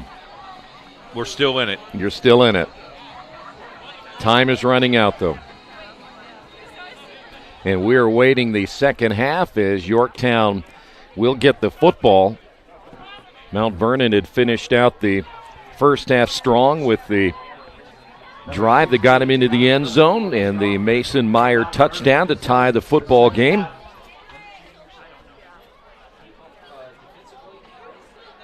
Fans now starting to get their jackets and stuff on. A little chillier. In fact, we dropped down to what, 55 right 55. now. We've lost 9 degrees. Our producer needs his earmuffs on. So here we go. The second half is underway. It'll be another very short kick. And one of the return men able to pick it up a little bit late, though. And he's going to actually get a decent return out of this despite Daugherty unable to handle that ball that came short. So it'll be Yorktown football. Sam Tokar. The spin picked him up 5 yards. It did. Tokar, Webster in the backfield. I wonder if Webster started as a receiver at one time and thought, I'm not giving up my number 88. 88. I'm sure there's a story behind it. There is a story. So we'll put the football at the 27-yard line. 4 wideouts now for Yorktown. And Webster once again in the backfield, and we start the third quarter with a timeout. Timeout. And it's going to be called, I believe, Mount Vernon, right? Yes, sir. Wow, that was quick. We'll take a timeout. We encourage you to subscribe to our YouTube channel, IndianaSRN. Hit the bell to get notifications for upcoming games and more. Watch as many games as you want, as many times as you want. Vernon Electric Incorporated is fully licensed and bonded electrical contractor for your protection. Our electricians are available 24/7 for service calls and specialize in electrical service and storm damage repair. For more information, give us a call today. By the way, that is the second time we've seen a defensive timeout tonight by Mount Vernon. They had too many players on the field, and it was Davin Williams who had to come off. Otherwise, they would have been penalized there. And a quick pitch. Reverse. And it will be Purdue on the carry to the outside. Purdue, and guess what? Another flag is down. And I think this is called down by the – was the referee throw that flag? Yes, he did. And it'll be another holding penalty. Wow. How many is that? Too many. I don't 7? know. I've lost You've given track. it, yeah. Yes. Oh, my. Move it back to the 25-yard line. So it'll be first down and 15. And they're going to pitch it on the near side. Daugherty on the carry. And the ball stripped out of his hands, but he's out of bounds here on the near side. He'll get a good chunk of that back as he crossed the 30 to near the 31-yard line. Clock will be stopped because he ran out of bounds. Well, if I would have known at the beginning of the broadcast how many penalties we'd have right now, I would have kept track. Yeah. But they have been probably the biggest factor tonight. Tokar to throw, and there's another one. And it's going to go against Yorktown, a false start. And right now, if you're the coaching staffs of both of these teams, you are really frustrated because you're not playing. I mean, you can't play this week. No. This way next week. No. You can't. So that'll move it back to the near 26-yard line. Crowd is very quiet, too. They have not made much noise so far, but they haven't had reason to make noise. Tokar to throw again. Going to air it out. Has a man wide open and just out of the reach of Daugherty again, who got a step on Riker Bear. That looked like one that... I think he should have caught that one, too. Yeah, he was right between the hands, looked like to me. Mm-hmm. So now you're 3rd and 11. Take a look at it. Hands out. Get your hands out. Oh, my. Maybe a yard. So now after a penalty or so, now you're looking at 3rd down and 11. That'll be Daugherty on the near side. And they're looking to throw, and he's going to go down, the first sack of the night.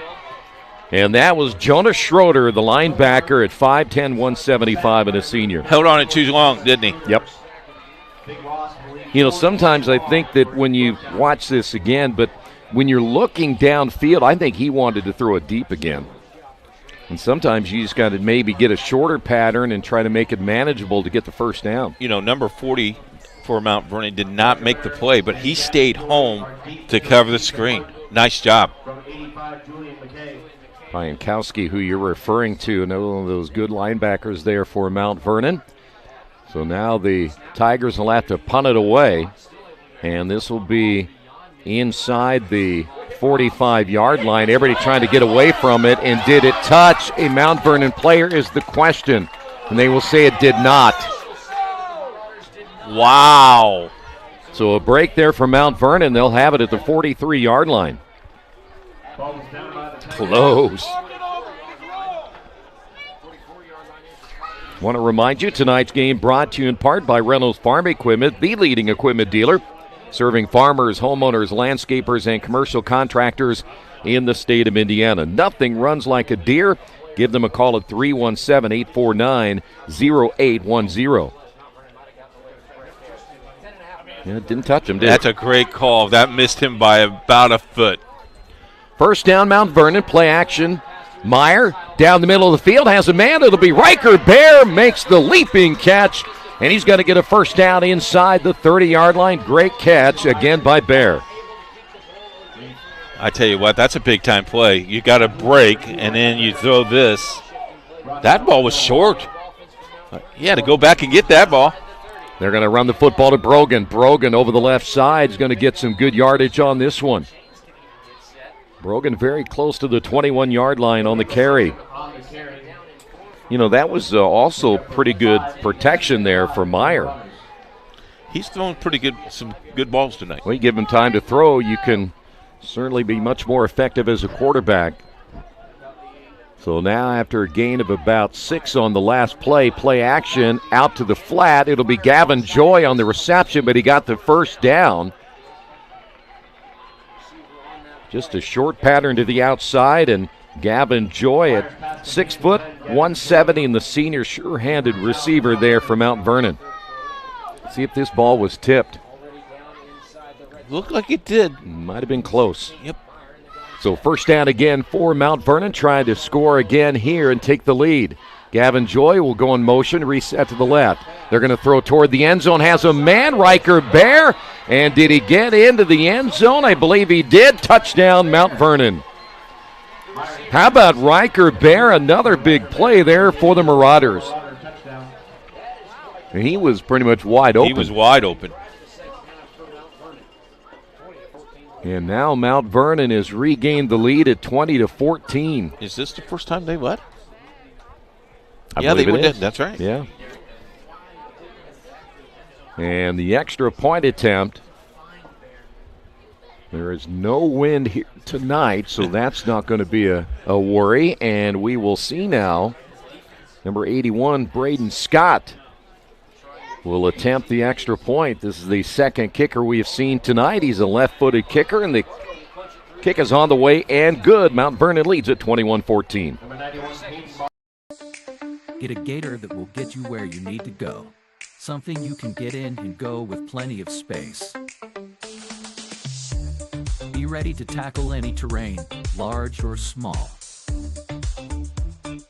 When you choose Reynolds, you choose reliability. The guaranteed great customer experience and relationship from the moment you walk in. Come in and see for yourself or visit reynoldsfarmequipment.com. 21-14, Mount Vernon with the lead here in the third, and for Yorktown, they'll get the football back, and I'll tell you what, who's come up big tonight is Riker Bear. He's had some huge catches. So take a look at this one. He is wide open. There was some miscommunication between the safety and the corner who was going to cover him. One thing I like about that, he caught it and secured it. Well, the one thing about Mount Vernon that we've figured out over the last several weeks in their winning streak is they've been able to run the football, and when you take it away from Brogan, who's had a tough night just running because they've keyed on him so much that they can go to the air, and that's exactly what they've done again here tonight. So Yorktown will get the football for the second time here in the third quarter. Another line drive kick, and there will be a return as Kroom's on the return after fumbling it on the beginning, and he gets across the 30 to the 35-yard line. Going to take another look at that last pass play to the end zone. Great catch. Of course, he did a great job knowing that he had to stay in bounds, too. Football at the 35-yard line. Tokar will have 3 wideouts, 2 stacked here to the near side. Tokar will hand off, and on the carry will be Webster after the spin across the 40, 45, still in his feet. Midfield, and a great run inside the 45 to the 44. How about second and third effort there? Coach, but that's what we talked about for Mount Vernon, was the idea that stopping the run has been kind of their Achilles heel this season. But look at this. There's a broken tackle. There's a broken tackle. There's another one. There's 4 before they finally brought him down. So first down, Yorktown, again at the 44 of Mount Vernon. That'll be Purdue in motion, who reset to the left, and the handoff again to Webster. Webster, nice cut. Absolutely brought Colton Anderson down on the field, and he brought him quickly to the field on that one, and he carried to the 39-yard line. We got to watch number 10. Officials are spotting him now. Wow, did he get hit in the head? Yeah, you're talking about Gavin Joy, the defensive back. It'll be second down and about a long 4 on this one. They'll go under center in the handoff. It'll be Webster over the right side. Hard runner gets the first down, and they're going to put him at the 33. Tell you what, Webster seems like he's fired up. I believe he is running as hard as he has all night long, and of course that last play he had that got him the first down. I'm just kind of glad we've had a couple of plays we haven't seen a holding penalty. Now we've got the officials coming together.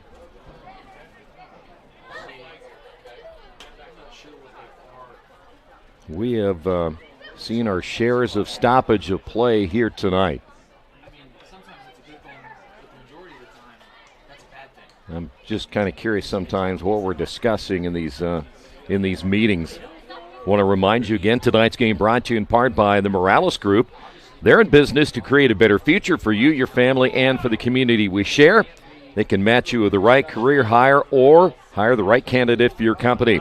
Give them a call at 317-472-7600.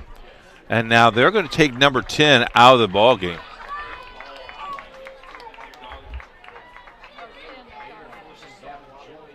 Well, Gavin Joy, who you had mentioned a little bit ago, took a hard hit. Now, I wonder if the trainer on the sideline, this is interesting because he played 2 plays before they stopped the play. Yeah, they must have seen something. So it'll be first down.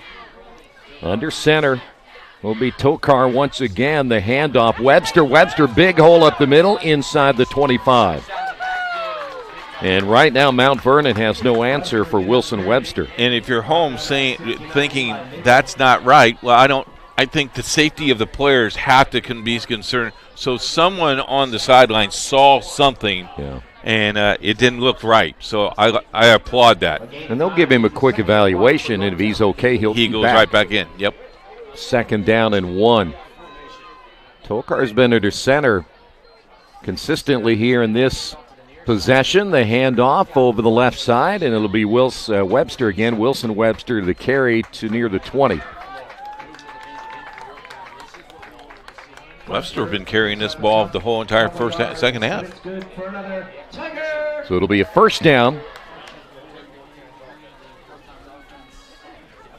This by far, again, they've only had 2 possessions of the football here in this third quarter.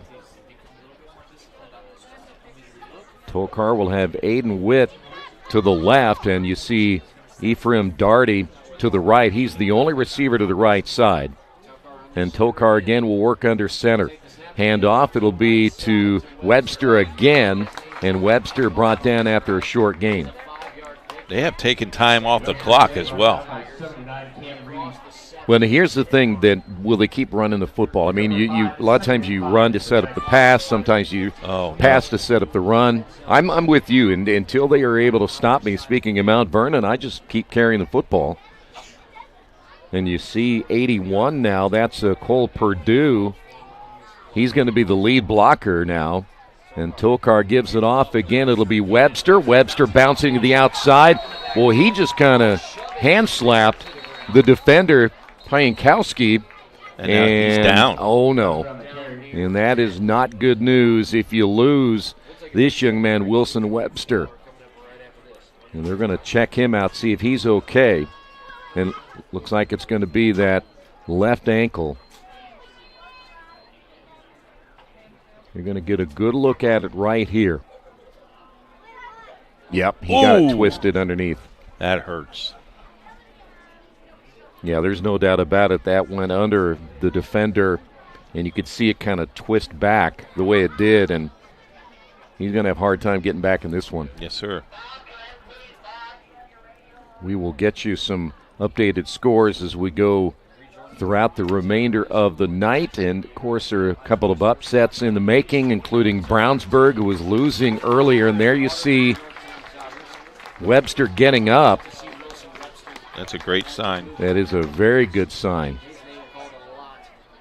You know, no matter how tough you are, you still, when you end up twisting an ankle, that can be a tough one to come back from. So now will it be Crooms will get the carries, or will it be Noah Long? 3rd down and 1. The handoff, and it's going to be a first down inside the 10. And it's going to be Long on the carry, who we thought would probably be the ball carrier now. He had 297 yards coming in. But right now, Yorktown able to run the football very effectively against this Mount Vernon defense in this second possession of the third quarter. And as you said earlier, Coach, they're running down the clock. Yeah, under, 5:50? So, again, the red zone opportunity here for Yorktown under center, and it'll be Long again down to the 1. This is a very impressive drive. Very impressive.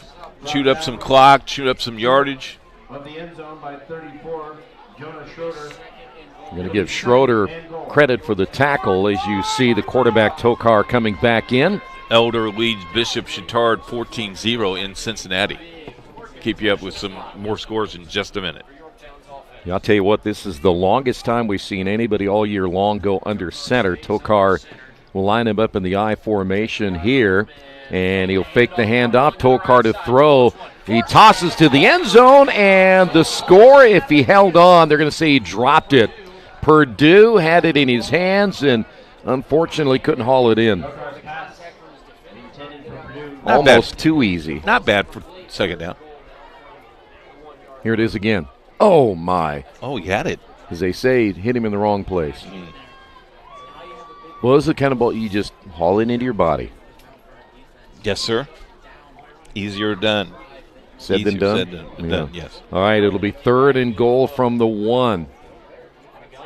Anybody that left. Formation. We got, how about this? That's a 4 in the backfield. It's going to be Long over the right side. Had 3 blockers ahead of him. He'll get in for the score. And it's now 21-20. Could you tell the play was going to go to the right? I think so. And he gets in. I believe that's touchdown number 7 on the year for Long. That's Chris Wilson. He is only a sophomore, 6'6", 225. And you run over to his side, and you had 2 lead blockers as well. So now Ford will attempt to tie this one up. here in the third quarter. Oh, I go for 2 here. Go for 2 here, Coach. Yep, they got offsides on Mount Vernon, Yes, and they sir. will look. There you go. Yep. Well, that's another mistake by Mount Vernon. Let's see if they'll be able to stop the 2-point conversion here. Guess what? You think they're going to run it again? Oh, yeah. I would run the same play. Long in the backfield. It looks like it may be. It may go over that right side again. And we got another flag and a false start. Now you got to go for 1. now you got to kick it. That is unofficially 10 flags. We need to find out how many there were. I think there's more than 10. I will go down to the radio booth during this timeout and find out. Thank you. I have a feeling we're not going to like the number we're going to hear. Probably not. All right, so now we'll bring Ford back on to attempt the extra point. This is close. Well, this will be 29 yards, right? No, it's going to be 24 yards. High snap. High snap. The kick is on the way, and it is good. We're tied at 21.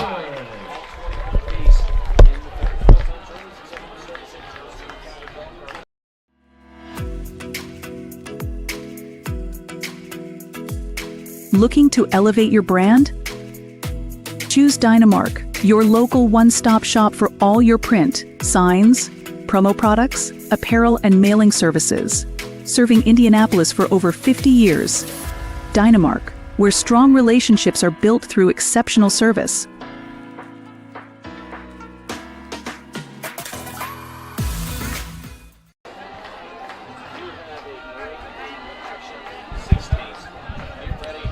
By the way, 16 penalties. I'm going to mark that down here. We've had 16 so far here tonight between these two ball clubs.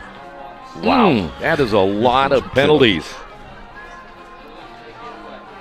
So, are we in the Big Ten? Yes. Okay. Garin now leading Lafayette Central Catholic 21-0 in that contest. As this will be a line drive kick, and Mount Vernon will jump on the football inside the 30. Take a look at this one. This is the play that got them the touchdown. And that's just basically taking those two lead blockers and going behind your biggest offensive lineman on the right side. My guys are bigger than your guys. Yeah. Triton Center leading Speedway 30-6. Lebanon leading Western Boone 20-7. First down and 10. Football at the 29-yard line. Lawrence North is now leading Pike 17-7 in the third. Meyer to throw to the far side. Ball caught at the 40. It'll be Gavin Joy at the 30, the 20, down to the 10, 5, and into the end zone for the touchdown. Well, I guess he's okay. Wow. Mount Vernon coming back and striking immediately with a swing pass. Is he quick or what? Well, he got it and went. And Gavin Joy. And did you like that little jump into the end zone, too? Yeah, I like that. What I like is he went out to get checked. The trainer goes, here you go. You're okay. Fine. Boy, what a way to come back, though. I guess so. And so now the extra point attempt.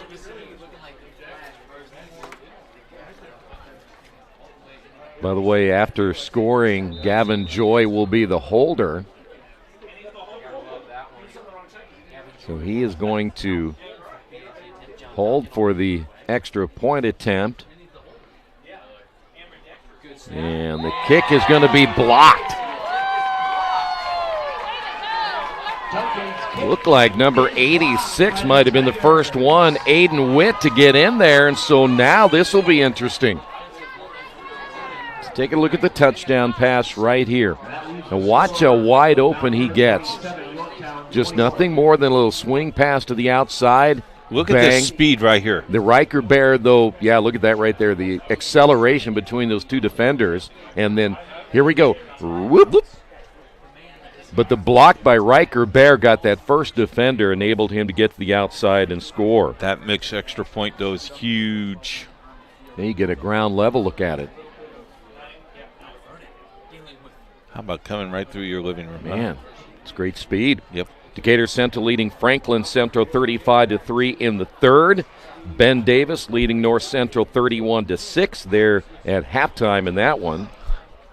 91, Caden Bargo will kick off. Doherty and Crooms are Going to see the block of the extra point. Let's see who actually gets the hand on it. Is it 81? Ooh. Well, actually, it might have been 54.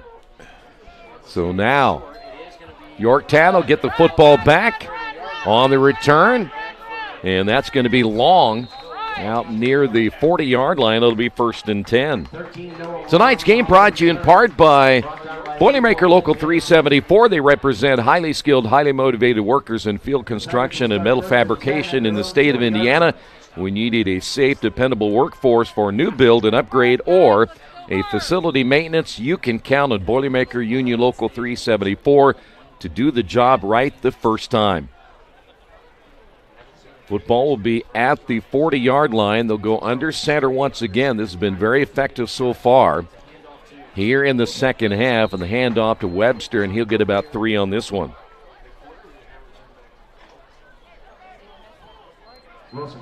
Lawrenceburg now leading South Dearborn 10-7 as they play in the third. Hamilton Southeastern shutting out Brownsburg 17-0 now in the third. Wow. Brownsburg team that I thought would run the table. Guess you might as well lose now, right? Yeah. You don't want to start Don't want losing to lose next week. Plainfield is leading Martinsville 36-11. That's big. Martinsville undefeated. Yes. Maybe. Until tonight. So again, football at the 43-yard line. Tokar in the I formation. Fumble. And that ball almost popped out of the hands of Darty. And he's able to haul it back in, and looks like he may even lose a yard on that play. That was really dangerous. Lawrence Central leading Carmel 10-7. Actually, he gained 2 yards on that. I don't think he did. I think he lost it back to the 42. So it's going to be 3rd and 8.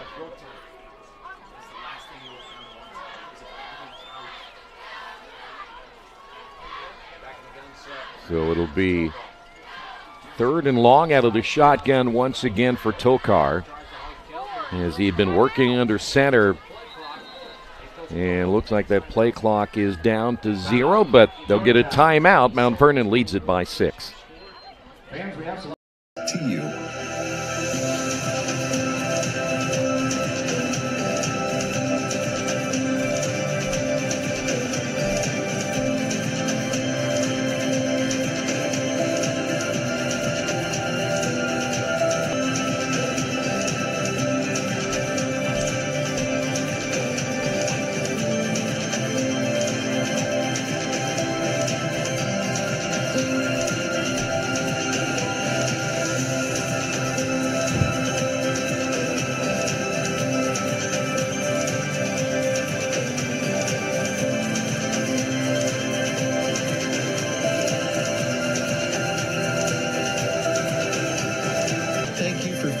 Standing with us.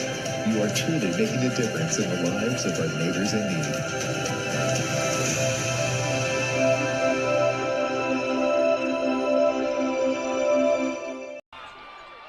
Third down and long now for Yorktown. Tokar in the pocket, throws over the middle, and a little bit too high for the intended receiver, Purdue. And then in and out of the hands, potentially a interception there for Privet, Evan Privet, the defensive back, a junior there for Mount Vernon, and now it's going to be 4th and long, and looks like Yorktown will have to punt the football away here. And Mount Vernon will drop Gavin Joy and Riker Bear. Both will stand inside their own 35-yard line. Yorktown started to have a good drive going, and it stalls, and now they'll give up the football.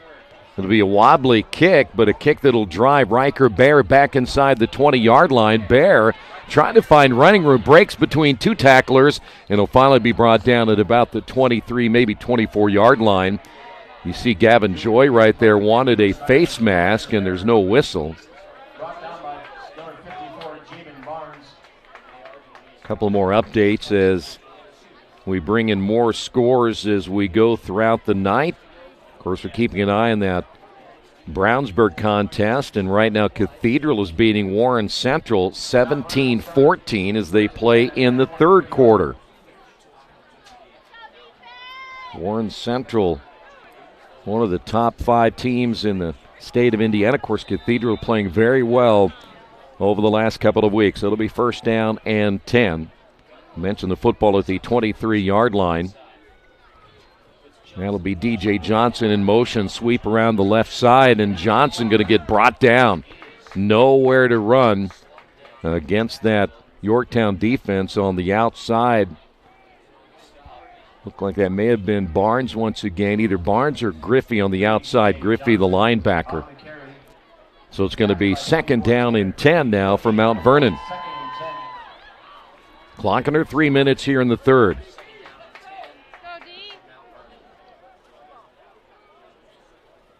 And the lineup now will be James Battie, number 18 in the slot to the near side for Mount Vernon. Play action now for Meyer. Meyer steps up, now going to carry it himself and bouncing to the outside. Nice job by Meyer to make something positive and may have gotten himself a first down.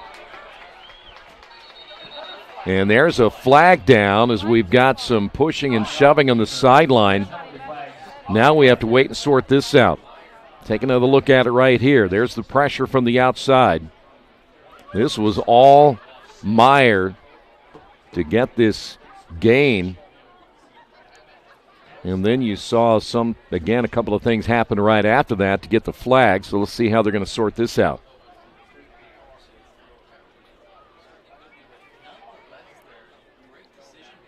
Mount Vernon, see one of the coaches there on the sideline. He's trying to, of course, they got to figure what play they're going to call next and want to have something ready to go for the offense. We got to get things sorted out first from the standpoint of where the penalty is going to take place. And you see the Mount Vernon coach clapping. So this may very well go against Yorktown for a first down.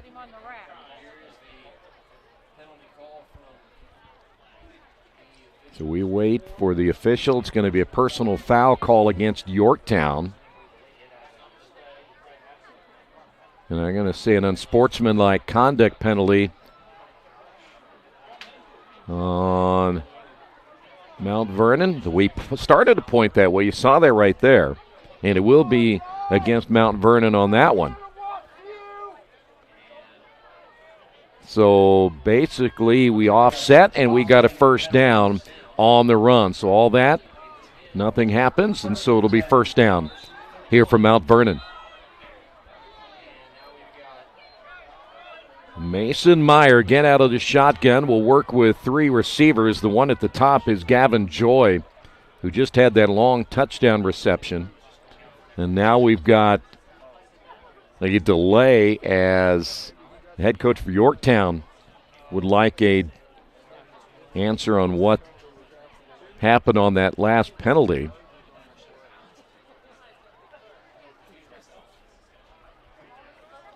And I would imagine if you're looking at offsetting when they eventually got it all separated, that's exactly why you bring it back and give them the first down. They are an offsetting penalty. While they're talking, I want to remind you tonight's game brought to you in part by Passion to Care, delivering care with more than 24 years of experience. As a prestige healthcare company, Passion to Care is driven by decades of expertise and a drive to go above and beyond. If you'd like more information, give them a call at 317-537-1811. So it will be first down after everything is all sorted out. Brogan in the backfield hasn't seen much action lately. He'll get the call on this one, and he's just not much there for Brogan. Game has almost stopped to a dead stop. Well, especially after the penalties. Touchdown by Gavin Joy, and then, of course, we had that exchange of the penalties on that one. So if you have those 2 penalties added to it, we're up to 18. Now, I know they're offsetting, but there's still penalties. Yep. 2nd down and 9. Brogan stays in. 2 receivers to the near side, and that's going to be knocked down at the line of scrimmage. Big 85 there to knock it down. That's going to be Julian McKay, 6'4", 205 and a senior. Hard to get over those guys when they're 6'4". Myers only 5'9", by the way. Get those big hands up. Yeah. So big 3rd down right here for both these teams. Mount Vernon still leading it by 6. Riker Bear and Gavin Joy, 2 dangerous receivers at the bottom of your screen.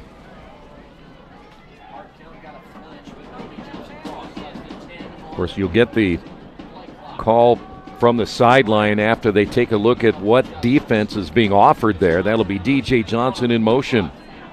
Meyer to throw, looking near side, flushed out, loses the football, and there's a scramble for it, and I believe Mount Vernon may have gotten it back. Maybe. Big 75 Landon Kelly. How'd you like to have him land on you? No way. Boy. So now Mount Vernon will have to punt it away. It's 4th and about 15. And you see the fumble and the recovery right there, and the big fellow was just about a half second late. So now Yorktown's going to get really good field position right here, and another shank punt on this one. And it takes a Yorktown bounce, and they're going to get it at around the 41-yard line. That's a huge, huge play right there. The fumble and the bad punt. So you got 1:39 left in this 3rd quarter, and we got a whole 12 minutes left. This game is undecided. It is undecided, but now remember that block extra point. Big. We're going to see how this is going to play out here. There's some confusion. They don't have enough players on defense. They were 1 down, and you could see that coaching staff was very upset. Tokar to throw, low throw, might have been tipped. Pass intended for Darty. But did you see the reaction of the coaching staff from Mount Vernon? And he didn't call the timeout. He has called 2 defensive timeouts tonight. We saw back-to-back ones last week. By the way, Purdue is losing to Oregon 21-0. Did you have to rub it in? Oh, yes. What's the quarter? Halftime? Hey, it's only 21-0. 11:42 remaining in the half. Sorry. Tokar throws out in the flat. Ball's going to be caught. It'll be Webster, and Webster dropped down at the 35-yard line.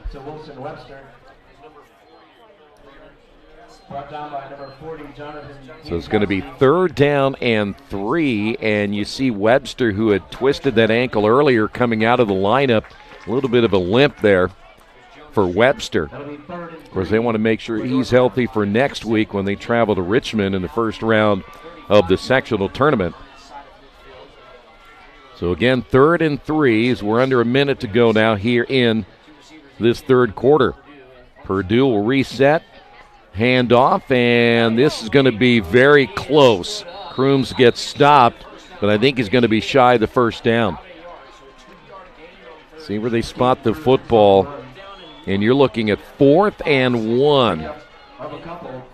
And they're going to go ahead and go for it right here. That'll be back the new running back coming into the lineup. That'll be Diesel Walker. And we have seen this formation before, and they just simply run it over the right side. You have 3 lead blockers, and they got the 1st down. It'll be long. And that's a hard thing to stop if you don't overload that side and try to at least even out the amount of blockers. You're talking about 5 lead blockers on that play. Update score down in Evansville. Evansville Memorial leads 21-14. Checking to make sure what quarter it is in. This might be a final. That's going to do it for the 3rd. 27-21 Mount Vernon. With the score, Mount Vernon. We're not here to just sell you another piece of software and then move on. We're here to manage that whole life cycle of not only helping you procure the licensing, but then how do you manage and monitor those licenses over time? Collaboration is very key when working with our clients. We are very much a partnering organization, so we definitely work as a team from a sales, marketing, and delivery organization, along with our partner ecosystem to help deliver best-of-breed solutions for our partners and customers. Partners that sell IBM licensing a lot of times are very transactional oriented, and we're here to build relationships with customers, which I think is unique.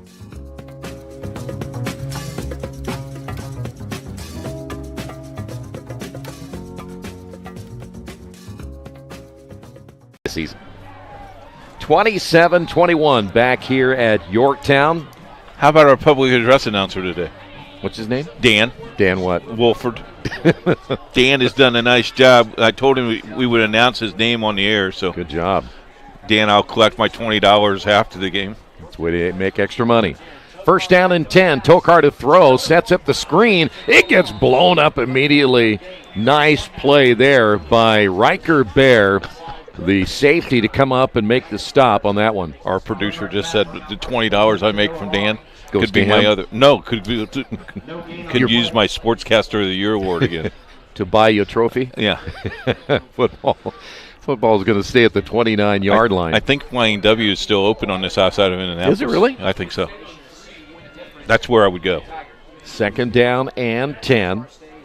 Well, they've gone back to the shotgun formation. They'd run it under center. Tokar is going to be flushed out of the pocket. Throws downfield, has a man inside the 20, knocked out of bounds. It'll be a first down. It'll be Daugherty once again. Had some big catches in the first half. Kind of quiet here in the second half and gets the first down. How about making this on the run? That's a great throw. So Yorktown on the march. Going to place that football right at the 15-yard line. Boy, that took a long time to put the ball in play. Still 14 seconds on the play clock. Tokar once again working out of the shotgun, trips to the near side. Got him open. He's got him open. And he grounds it immediately. Nice play there by Tokar. I like he had that. him open in the end zone. But he was backpedaling so much, it would have been really an underthrow, I'm sure, because there's no way he could have gotten anything. Oh, no. They cannot call this intentional grounding. That was really late. Tokar was all the way over here to the sideline. And all four of those officials getting together. I think they're going to wave this off. There's no way. He was way out. Yeah. Yep.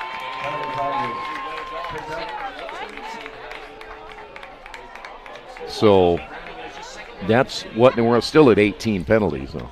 That's good news.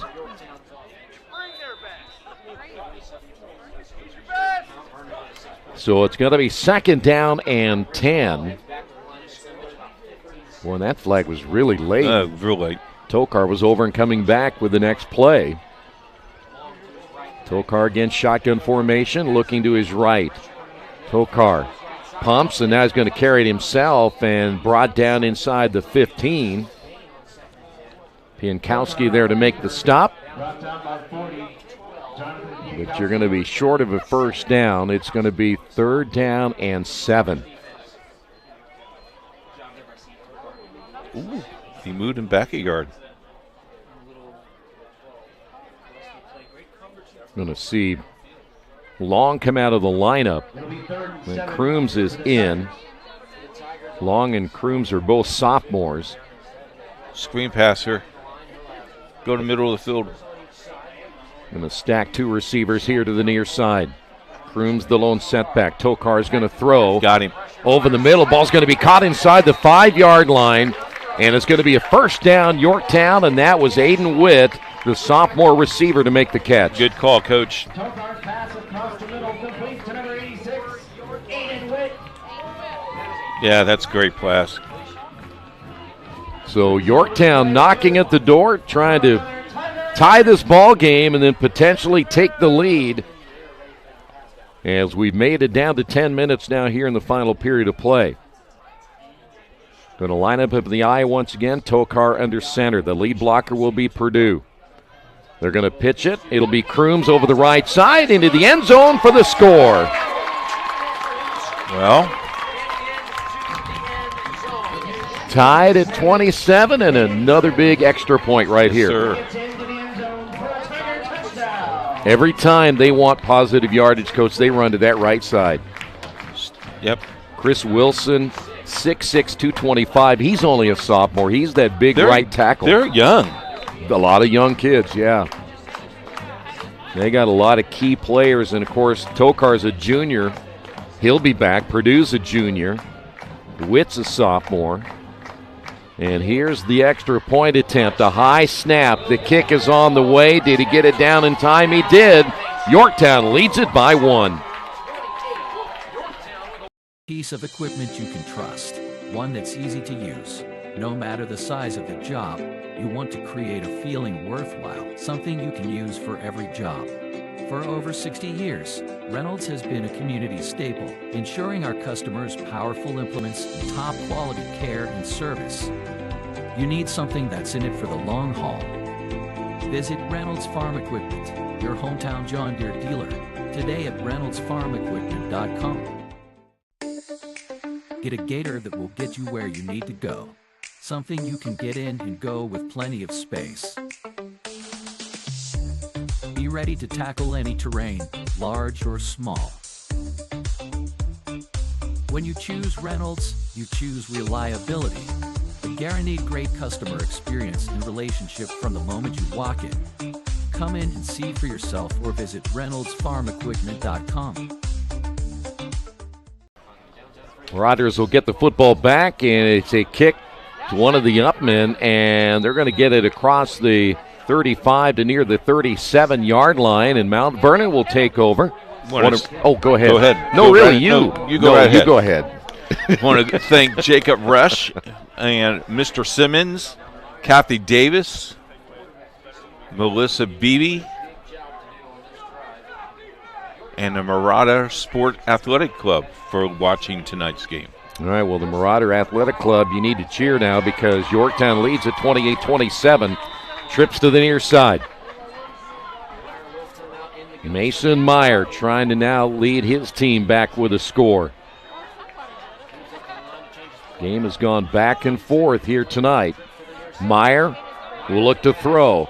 Now he's going to get sacked, and he held onto the football too long. Big 75 there, Landon Kelly, one of the first ones in there. You got to get rid of the football. Yep. A lot of that is youth. He's only a sophomore. But the one thing you got to do is just don't take the big loss, and he did. So now you're talking about second and about 20. Football's going to be placed at the 31-yard line. Big shift in this formation for Mount Vernon. Meyer has Brogan in the backfield. They're going to pitch it to Brogan. Brogan. And he has really had a very difficult time finding running room tonight. All 22 players are on the sideline. You know, the thing is, he had success in like that first series. Yep, first two. Since then, it's been tough. It seems like any time that it's almost like that Yorktown has 3 or 4 guys just scouting him only. And you know as well as I do, Yorktown gets this football back, they're going to run a lot of time. Yep. This is a big third down. Let's call it third down and 16. Let's do that. Joy and Bear to the near side. That'll be DJ Johnson in tight. And that'll be Joy in motion from left to right. Meyer's going to throw. Nearly slips. And it's going to be knocked down. Big 55 there. Malachi Riley. It may have been when Meyer went back and that plant foot slipped that it threw off his timing just enough. Take a look at this one. Here it is right there. Whoops. And you can see he never got back up high enough.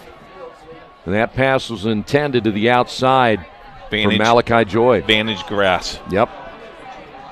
4th and 16. This could be it for Mount Vernon. They're going to quick kick this one. And it's going to take a nice bounce all the way down to the 30-yard line. Well, if you're Yorktown, I don't throw the ball at all. I'm going to run. Run it all the time. Tonight's game brought to you in part by Dynamark. If you're looking to elevate your brand, make sure you check Dynamark, your local one-stop shop for all your print, signs, promo products, apparel, and mailing services. They've been serving Indianapolis for over 50 years. Dynamark, where strong relationships are built through exceptional service. Give them a call at 317-328-2555. First down, Yorktown. They're going to run the football, get a couple of yards on this one. Looks like it was Caden Crooms on the carry. And we got an injured player down now for Yorktown. Looks like that might be Cole Purdue getting a cramp. Looks like he's got a cramp. We have a lot tomorrow. Football, Defiance Rose-Hulman at 1:30. Football, Franklin, Manchester, and we'll have steak dinner before and after that game up in the Manchester area. Mm-hmm. That's what I've heard anyway.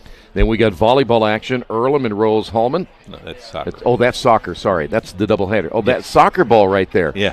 Earlham and Rose-Hulman doubleheader soccer. The first one will be the women's game, and then we'll follow it up by the men's contest. Yes, and then that's volleyball right there. The nightcap at 5 o'clock.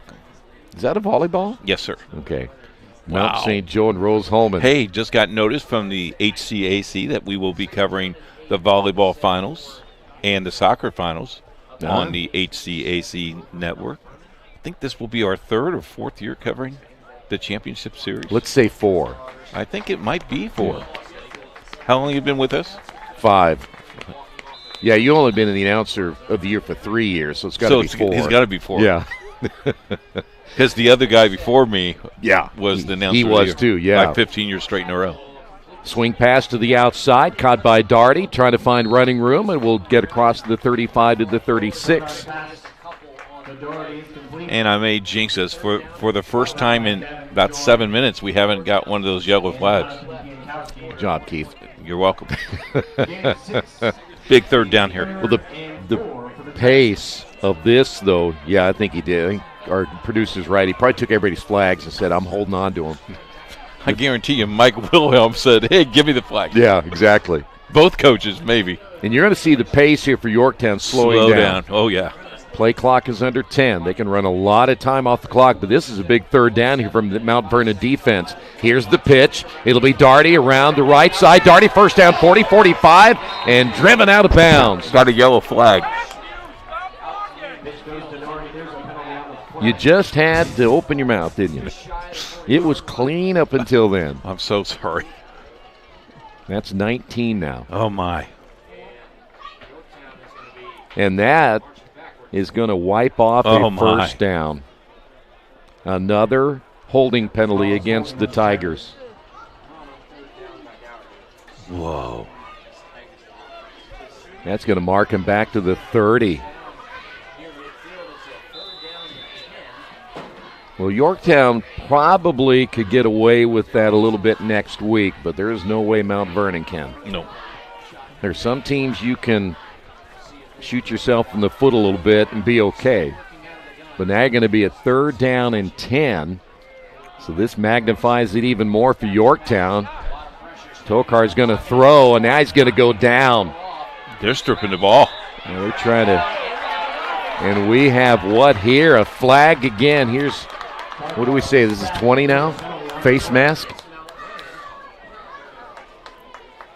20 penalties. And that one hurts if you're Mount Vernon because you had a chance to get the stop and force a punt. But now you got a first down. You know, all you had to do is just bring him down. Yeah. Just bring him down. 20 penalties. 2 of them since you said, hey, we haven't seen a flag in a while. Within 30 seconds of each other. I said I was sorry. Well, right now that's not good enough. Don't take away my game check. We're going to take away your award, I'll tell you that. Yeah. Football at the 45-yard line for Yorktown is now they can run more time off the clock, and they're going to try to run the football, and nothing there. This will be a loss of a couple on that run. Crooms will get the carry, but they're missing Wilson Webster right now, who is out of the lineup, had that ankle injury earlier. We saw him come off on the sidelines, and he may not be back. Makes it 2nd and 12 for the Tigers. With the timeouts, you only need maybe two first downs. Well, the other thing, keep an eye on that play clock. It's at 14. Tokar is going to keep an eye on it as well, and you want to run that thing down as far as you can. He's under center again. They've had success here. Up the middle, big hole. Crooms to the outside at the 40, 35, and brought down a big first down, and I do not see a flag on this one. Big. That is huge there for the Tigers. Well, we said it earlier about Mount Vernon's run defense. They really struggle at times stopping the run, and that was another big first down run there for the Tigers. Now if you're Mount Vernon, now you're thinking timeouts. Yeah, you got to save something. So it'll be first down and 10. Again, the football at about the 33-yard line. Again, they'll line up in the I formation, the handoff over the right side, and not a whole lot there. Maybe a yard on the carry by Noah Long. He's probably telling Tokar, hey, listen, run that play clock down all the way to about 2, because you're going to run off another 26 seconds right here. Yep. Now the pressure on this Mount Vernon defense. They had the stop on 3rd and long and got the penalty. You throw that 15-yard penalty on. And that killed you right there. Again, out of the I formation. Handoff, it'll be Long, and Long gets nothing on this one. Preston Fox, one of the first ones in there. So now you're looking at 3rd and long again. Oh, you lost a yard. So they will say he did lose a yard. So now we're going to call it 3rd and 10. Probably at this stage, I'm thinking Darty. He's been kind of your big play guy. Can you find a way to get him the football? He's got single coverage here at the bottom of your screen. Tokar under center. Tokar looking downfield, throws, and it's going to be caught. First down at the 10, the 5, and then brought down inside the 5. It was caught by Julian McKay, the tight end. I see another flag, another holding penalty. Oh, no. 21 penalties combined. I have never seen so many holding penalties. And that's going to wipe off the nice play by McKay. He's probably glad he didn't score a touchdown. That would hurt even worse. It gives you new life, though, if you're Mount Vernon. It does. I love this But roll. if he scores, you're like, yeah, game's over. I would, yeah, I'd say it pretty much is. But now you're backed up at 3rd and 20, all the way back to the 43-yard line. And now Yorktown, they got to get a big chunk of it right here. And then you got to decide, do you punt it or do you go for it? That'd be tough to go for it right here as Tokar, play action, steps up, looking, throws, and ball's going to be caught. Nice move back to the inside to the 21-yard line. It'll be Darty on the reception, but he's going to be well shy of the first down. Let's see where they place the football. Or did he get it? He actually got it. Did he get the first down? He did. He sure did. That extra dive ahead to the 21 got him the first down. Look at that clock. I thought he was going to be a little bit short, but it looked like they gave him a nice spot. That coaching staff there at Mount Vernon, you can see they're just kind of frustrated on that one. So now the clock continues to tick, under 3 minutes to go. This is where they've been more effective under center. Tokar again will hand off. It'll be Crooms, and Crooms, short gain there if you got anything at all. Covenant Christian has made a comeback with 11 minutes to play in the fourth quarter. Covenant Christian only down 21-13. They missed the extra point. A short gain leaves 2nd. So let's call it 2nd down and 9 here. Well, at some point, Mount Vernon going to have to stop that clock. Guerin now leading in the fourth quarter of over Lafayette Central Catholic, 21-14. Lawrence North leading Pike 24-7 there in the fourth quarter. Second down and 9. Crooms will get the carry, and he'll be brought down at the 20. Timeout, Mount Vernon. And Mount Vernon will get the timeout. See if we can get you some updated scores. Park Tudor tonight beat Edinburgh 63-6. Looks like they're ready to get into the tournament. Bloomington South beat Seymour 42-6. You know, you look at Park Tudor, Lutheran, Covenant Christian, Heritage Christian, Cecina. That's 5 of the 8 teams in that sectional. That is a brutal sectional. Lafayette Jeff leading McCutcheon 21-14 in the fourth. Triton beat Speedway tonight 37-6. Triton Central team can make some noise in 2A. Yeah. Decatur Central leading Franklin 35-3. Really? Yep. Wow. Rushville beat Greensburg 58-0. It's Ben Davis over North Central 37-14 in that one. Elder still leading Bishop Chittard 14-0.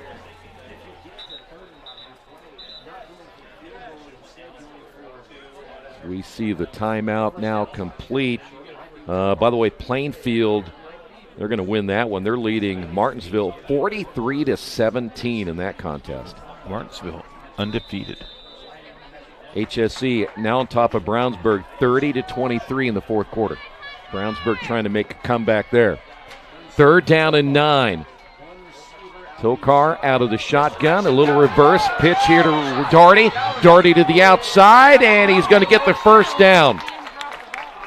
Great play calling that time by Yorktown.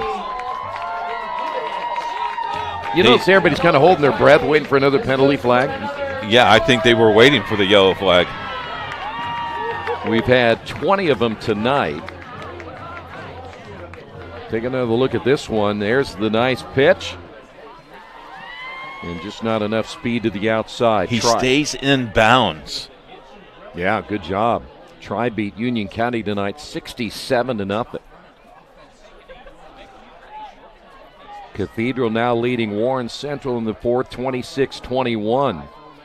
Perry Meridian leading Mooresville 28-23 in the fourth. Handoff, and what's going on here? He just goes down. The way that Long was running, I thought maybe that another whistle had stopped the play, but he's going to just go down, and they're going to run time. Smart play. That caught everybody off guard. Yes, sir.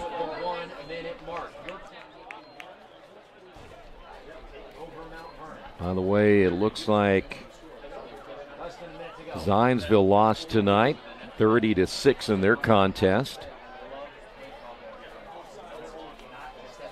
And again, that clock running down in this one. Do you kneel here? I would. But can't stop the clock. And, yeah, you hear the fans, Yorktown, wanting them to score again, but thing is, you can basically... Well, you got a timeout here by Mount Vernon. Right. This will be their last timeout. Yep. And you can still run a third and fourth down play. Oh, they just called false start. Oh, my. 21 now. Well, no wonder it wasn't a timeout. How many is that? 21. That's a lot. So move the football. Actually, this works in Yorktown's favor. It does. It does. Because now you're going to put it back to the 10-yard line. You still have second down and about 10. You can basically still run the clock out here. And you're going to see Tokar. Oh, careful. Don't lose the football right there. Yeah, don't be a little... So now it's going to be third down.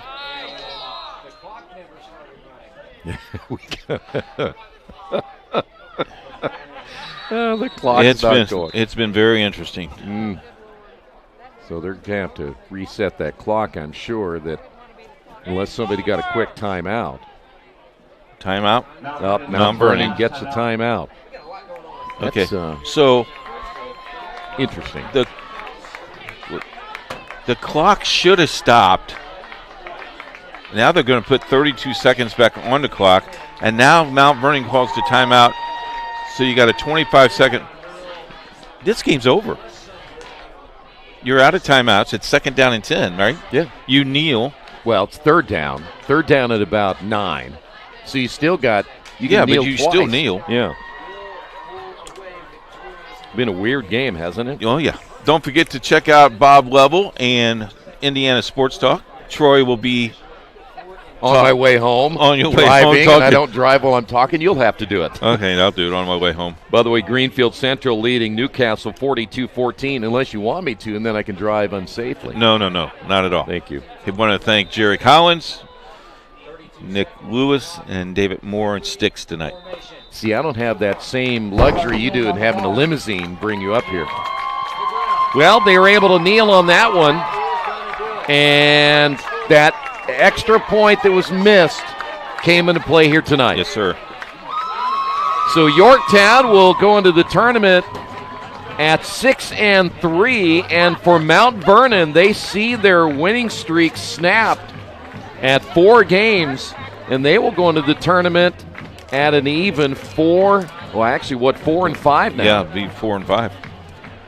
The Yorktown able to squeeze out the victory here tonight, 28-27. 21 penalties in this one here tonight. But if you're Yorktown, you feel fortunate to get the win because a lot of those penalties cost them some big plays. Yeah. The Yorktown now will go to Richmond next week and play in the first round. And Mount Vernon will go to New Pal. Yep, they're going to go to New Pal, and we know how tough that's going to be. Want to thank our executive director and the camera guy.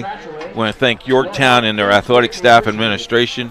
Of course, Mount Vernon, we've been with Mount Vernon all year long. We want to thank them and Brandon coming in, helping us with halftime.